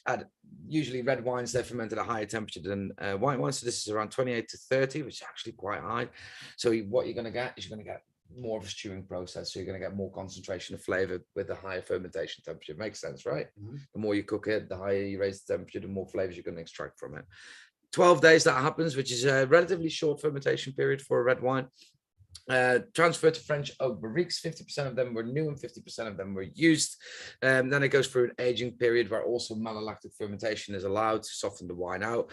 18 months it's spent in those barriques, which is quite some time. So this is the youngest vintage we're drinking right now. Further 9 months in bottles when they keep it back in the cellar. For me, is a big difference between this and the Petra. Also, the fact that it's a year older in general. That's amazing, that wine. That's unreal. But I mean, quality-wise, this is a £90 wine. This is a £75 wine. You know, we're in the ballpark, right? It's the same vintage as well. No, yeah, they are. They are the same vintage. They're both 80. Same vintage. So is that? But then, I mean, has that made much? But by now, it's spent that long in a bottle anyway. Similar cepage as well, right? Yeah, it is. It's the same blend, different region though, right? And different plantings. So this is the density planting that comes into play here. It's incredibly fascinating. Incredible wine. I know which one I would pick if I had to pick one on the wine list. Do you? Yeah, it's probably a good time. Should we do this? Should we do the 1, 2, 3? To give you guys the 1, 2, 3. Right. Well, you lead us off, and you give us the 1, 2, 3. My favorite one by far was the Petra today. That wine actually that's really made me think about, wow, that's incredible. Let's give them some of the finest Bordeaux that I've tasted. I've tasted some really good stuff. A run for its money. That is up there with one of the most exciting wines I've tasted this year. I'm going to say it. Absolutely sensational. It costs. It's not an everyday wine. It's not a cheap wine, let's be honest, but wow, did that deliver. You know, sometimes when you buy a £75 bottle of wine and it's a bit underwhelming, you know, that's not a good thing. But this, you know, for £75 and I drink that, it's like, yeah, this is worth the pennies, man. This is fantastic stuff. You know what I'm going to put in second place here? The Chardonnay. That's my second favorite wine. I felt that really over-delivered. And I'm going to take price point into play here because I think for the money, sort of like on level with Bourgogne Blanc, this is especially when it warmed up. Unbelievable. I've got a little. I've got a little. Bello. Come back to later. Especially when it warmed up, it's super generous. Right? Where's your third? Because this is interesting. The Sondria gets my number 3 vote. 214. 214. I'm going to go 213. You preferred the. Okay. It's because you're wrong. I've said it now. It's because you're wrong, isn't it? I've said it. So I have to stick with it. But I just that Poggio Al Tesoro is just a bit too young for you. Too young. Bit too shouty, too wild. Because it is a bit of a. It's a bit too concentrated. And I like it. I like it. Would I turn down another glass of it? Probably not. No, of course not. Right, let's see what everyone else said. Yes, so, give us your 1, 2, 3s, guys. What was your favorite? The Mabs has gone 1, 2, 3. Oh, Tres Interessant putting the white at the first. Alan's gone 2, 1, 4, like you. Lale, what's up? Lale's gone 1, 4, 3. Missed out the Petra entirely. What? I fucking know. That's crazy. Hey, but this, I love this. Because nobody's saying, "Oh yeah, we all agree with what I say," and you all should, because I am usually right. Nobody is wrong because these are 4 fucking outstanding wines. Unbelievable. The curves there seems to be Agreement in Paradise 241 with the Petra strutting to the front as well. Rebecca, Mark, and Kate Mark's gone 241 as well. Lizzie and Paul again unified 421. Wow. Okay, so you guys picked some dry number 1. Rebecca's gone 241. Kat's gone 412. Dave 4-3-2. Some dry is getting a lot of love. Yeah. What do I know? What do I know? Kate's gone 2-4-1. Yeah, I'm going 2-1-3. That Petra, yeah, I could. You don't even concluding the Sandraya in your top. Not today. Top 3. Wow. Not today. No. So we agree on number 1 and number 2. Hey, that's yeah. Hey, this is getting a lot of love, guys, and thank you very much, because I do think that that's an outstanding Chardonnay for the Kev. Kev, have you been on one of our tastings before? Kev's down in Surrey, I believe. Are you Guildford? In Guildford, down in Surrey. I grew up in army country, so Guildford is a name that rings quite familiar in my ears. But he's gone for 2-3-4. The red wine guy, straight down the barrel. But you picked the right one. Got to be honest with you, that was sensational. That Petra sensational, is fucking outrageous. I want another glass of that, but there's not much left. Hey, but listen, we have got a wine which is wildly regarded as the best Merlot near Sandhurst. Yeah, I did all. My dad was in the army for an awfully long time, so I know Sandhurst. This is one of the most very well, Kev. Sorry, just to interrupt. This wine, the Galatrona, which is one of the most talked about estates in Tuscany. So for those of you that haven't gone for the bonus bottles, you're fucking idiots. But also, probably count the pennies, because you have to take out a mortgage to turn on your heating, right? What is that? This is Petrolo Galatrona. Okay, this was recommended to us by our very good friend and colleague in the wine world, Jeremy Cowan, who works for a supplier called Liberty. I know, Jem. I've seen him today. They were sold out, says Caroline. Yeah, you were too. You know why, Caroline? Because you book it 2 days before the fucking tasting. We've got to draw the line somewhere, especially when the wine costs 77 quid a bottle for us to buy in. Is that what it costs? This? I'll tell you. Oh my god, that might be incorrect. This is a 135-pound bottle of wine. So if you book it earlier, I'll have it in stock. Right? If you book it 2 days before, I can't just buy it on spec, hoping that the Mabs are going to plump for it. But listen, we always love having you on these tasting, Caroline. You guys are there all the time. Thanks, Alan and Caroline. Thank you. This was, I said to him, listen, I want to do a Super Tuscan tasting. He was like, okay, we'll do this one. I was like, wow. Okay, how much do they cost? And he was like, this, and this. And I did the quick maths in our matrix. We don't make a lot of money on these. They're a bit of a passion project. But like, okay, that's going to be a £300 tasting for the tasters. And he was like, yeah, well then in that case, don't do a fucking Super Tuscan tasting then, Tom, you absolute pillock. So we're like, all right, fine, okay, fair enough. But this was one that slipped through the net because it's an international varietal. This is straight Merlot. This is referred to as the Petrus of Italy. It is. Let me explain what that means. There's a guy called James Suckling who's up there with kind of Robert Parker in terms of his influence on the wine world. He's now a much more modern. He lives in Hong Kong. All over YouTube, all over Instagram, doing lots of. He does the masterclass. We've seen that stuff. It's also James Suckling. Anyway, he rates this as one of his 12 most important wines made in Tuscany. And when you bear in mind, you've got all of Chianti, all of Montepulciano, all of Montalcino, all of Bulgari, all of this, all of that, all of that. Exactly, right? Like some of these absolutely mental things. He would say, if I was going to pick 12 wines, this would have to be up there because this is a genuinely outstanding wine. Now, if you guys haven't booked this and you want to fuck off with the rest of your night, fine. If you want to watch me and Barry drink this, I'm shaking. I'm so excited. As we vibe with, I think Lizzie and Paul have got it, and I think Kev down south. No, Kev went for Vinsanto, I think. No, Kev went for this. Kev, did you go for this? Yeah, Kev's got it. Let's go. First tasting. He also asked. I saw an email passing whilst I was doing my studies which vintage we're on. So if that's not been answered for you, we're on the 2019 here. Just to give you the blurb directly from the horse's mouth, so from our distributor. So this is one of the most talked about properties in Tuscany. These guys, they just managed to get a real intensity of aroma and flavor into their wines every single vintage. So Luca San Just he's really grabbing the attention. This is the guy, the proprietor of the actual company. He's really grabbing the attention of a wider audience. Everybody's talking about the Galatron and Merlot, which is regarded, as you said before, the Petrus of Italy. Now, what does that mean?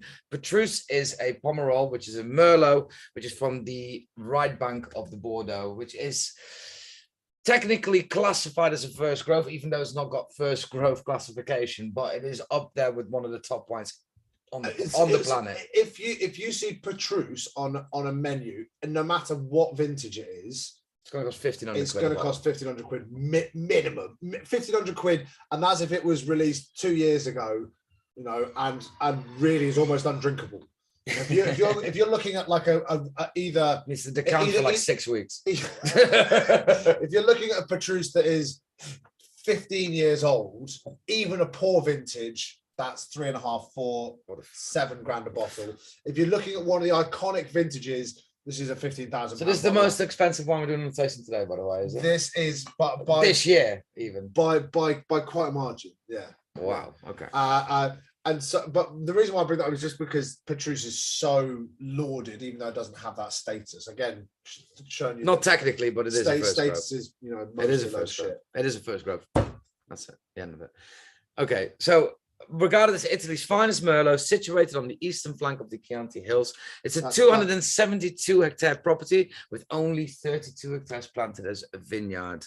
250 meters of altitude, all the vines, because these vines were planted in 1990, nearly as old as me, and a very low yield. You know how much grammage of fruit each vine produces every year? Because Tell me. 500 grams, half a kilo per vine. That's nout. That's nout. Just think about it. If you press it, it's, you know, all the solid matter and all the skins. You know how much juice you're going to get from each of these vines. It's negligible. It's super small. Let's taste it. Just to show you guys where we're at. We're now back here. We're back inland, in between Siena and Arezzo. Here, this is where this wine is made, in the tiny little plot just there. Very, very, very, very different to the other 3 wines that we've been talking about. Clay heavy soil, inland, altitude, couldn't be more different. Just be quiet for a sec. Can you shut up? Can you shut your mouth? Can you shut up? I tasted my first ever first growth Bordeaux, a Mouton Rothschild 09 this year. And it was in a family environment. We were celebrating something sad, but also amazing at the same time. And for me to taste something like that was, for me, what's up? For me to taste something like that is obviously, as from what I do in my career, was absolutely spectacular. Very fortunate to be able to taste that, but because it was so busy in the room, I had to remove myself from all the noise that was going on. It was about 20 people in that room, all as Dutch as are loud, and I was like, hey. Just a second, and I just went to another room where there was no one else, and I just literally had to sit there with the wine and really dissect it. I'm getting a similar vibe here. There's just so many subtleties here. There's like pencil lead, there's graphite, there is subtle spice, there is dark fruit, there's red fruit, there's again that balsamic vinegar. Now I don't know if that's a Tuscan thing. It must be, because I'm getting that here again. Sweet spice, I can dry spice with the balsamic. It is just absolutely sensational. This is up there. Is this going to change your lineup just by smelling it? I mean, if it doesn't, then what the fuck, right? Yeah, I'm almost lost for words because the way that it smells. I'll just. There's no way, right, that you could not be smelling this and just going, I could smell this forever. Real complexity to it, right? It reminds and bonfire smoke from Kev. It reminds me when you go to like a perfume counter, you know, and you go to the really fancy ones like a Tom Ford, and they've got all these different like. This has got ambergris and sandalwood. But yeah, exactly. Everything expensive. Well, blubber. Or is it? No, it's the bath, isn't it? Bath. It's whale bile. Yeah, that's it. Cheers, ladies and gents. Thank you so much for joining us on the Invasion tasting. International varieties in.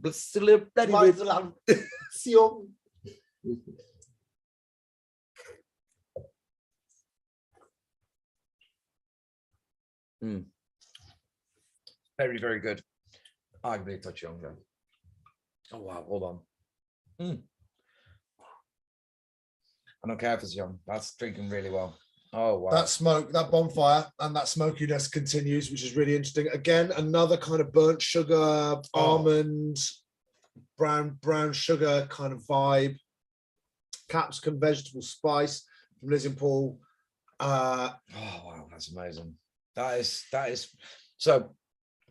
I'm getting beautiful lively acidity still because the wine is on the younger side. Then the red fruit really dominates. Then the spice takes over, but then the tannins. Focus on them for a second. How it grips your tongue. It is not like super aggressive.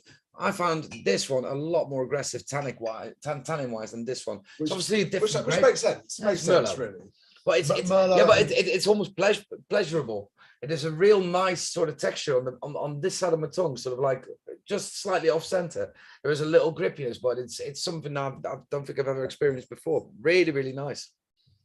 Wow. Still going. The thing about Merlot, wow, which I think really sets it, is that acidity, which just makes it so juicy and fruity. Yeah, but that's what it is, because that's what's front and center. That's what's doing all of the heavy lifting, and then keeping it lively and vibrant and interesting. And then behind that is this much more subtle than any of the other ones. I'm still tasting this. This is still carrying on to finish, and complex and varied and intricate. And this wine whispers, whereas I felt like the Poggio al Tesoro shouted. So this is, I'm almost lost for words. How great this is drinking at only 3 years of age. Absolutely sensational. Let me just give you a bit of the vinification, because I know that we're now 2 hours into this tasting. Plus, we also got another wine to do, and people are waiting on that. So hand-picked fruit, sorted again in the winery. Fermentation took place in concrete vats to impair as little flavor as you can, because if you put it in steel, there is a steely flavor profile that gets rubbed off to the wine. If you put this in oak, obviously there's loads of flavor that's going to be rubbing off onto the juice. Concrete vats, native yeast, which means it's wild yeast fermentation, so that prolongs the fermentation period. It pulls out different flavor profiles like savoriness. I'm still tasting this, and I'm drank about 5 minutes ago. Unbelievable. Gentle pump overs, and after an extended period of maceration, the wine was then aged in French oak barriques. Again, smaller volume vats, 225 liters there, and a third of them are new. So predominantly older oak. So it's again ever so slightly nuancing the wine rather than overtaking and making it shouty. Malolactic fermentation that occurred spontaneously in barrel. Never had a Vinsanta before, by the way. This is going to be my first time ever. Regular batonnage over the fine lees for the first 6 months. It then spends a prolonged time in the bottle before they then release it. It takes 3 years to make this bottle. This is the most current vintage that we're on. And this is a wine that I think is really serious. It's up there with the best. Don't get me wrong, it makes for a shit podcast. It makes for a shit YouTube stream. It makes for a shit all sorts, right? The wine that almost requires, like you say, just quiet. Yeah, like, no, yeah. But like, and because we're going to talk about that now, just because that's why we're here, right? But that's quite interesting, isn't it? How different wines make and bring different things. This is making me feel calm. It's making me feel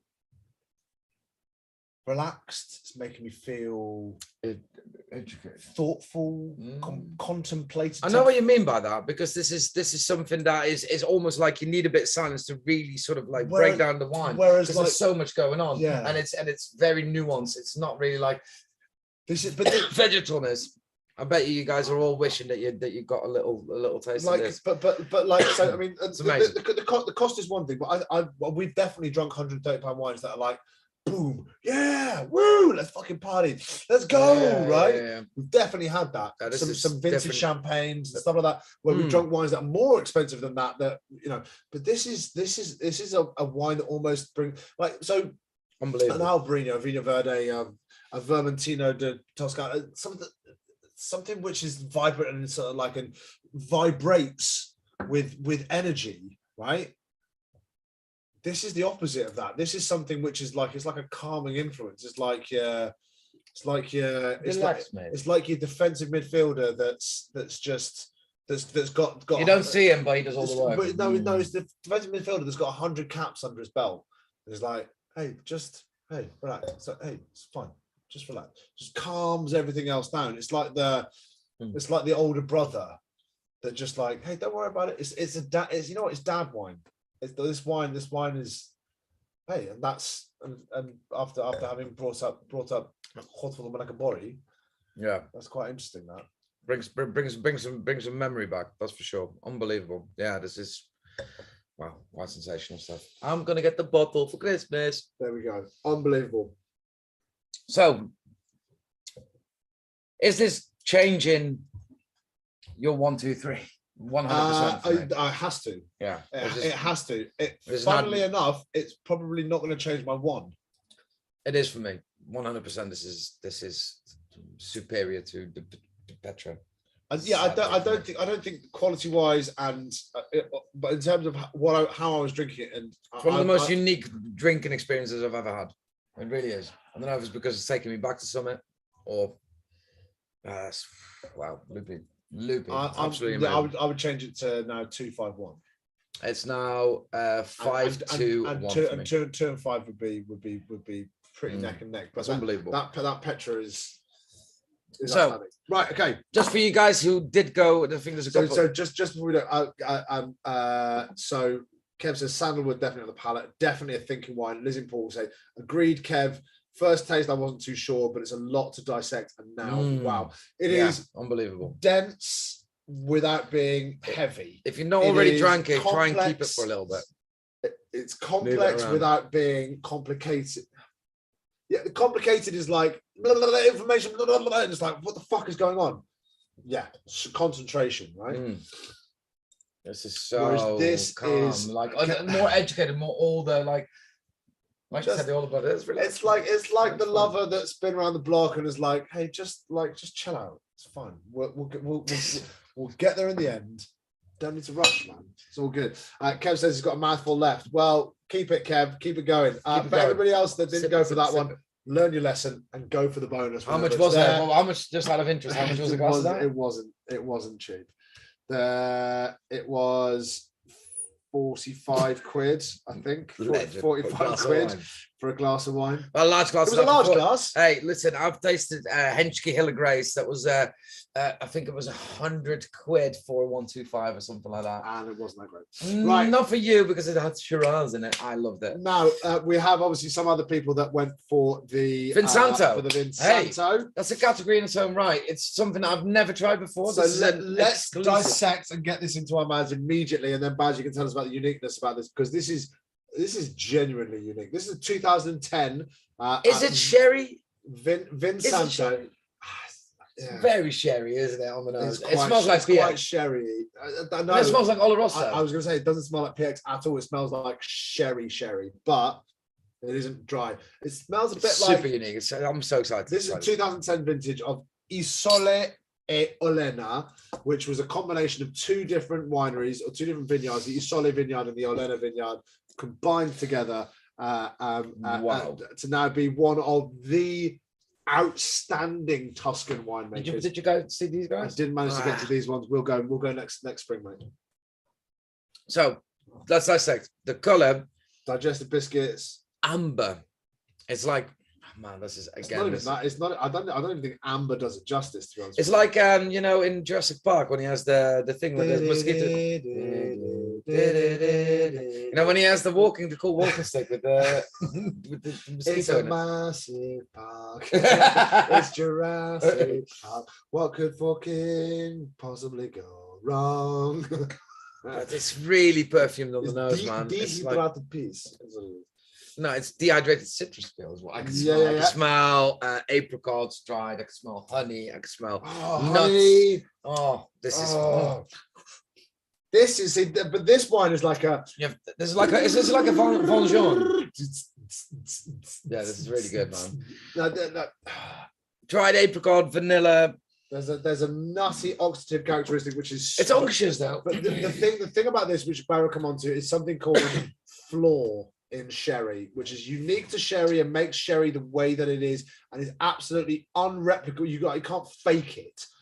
Well, let me tell you how Vinsanto is made, because just the taste of it, it's unctuous, but it's not cloying. It's sweet. It's right up your strata, by the way. It's like number one needs to be plat. I did drink quite a bit of Vinsanto. Oh yeah. Well, this is the first time for me. I'm not a big lover of sherry. I'm going to tell you the truth, and I'm not a big lover of tawny port. This reminds me of it. Well, it is just sweet enough that it's not overly nutty. It is nutty, but not like nutty.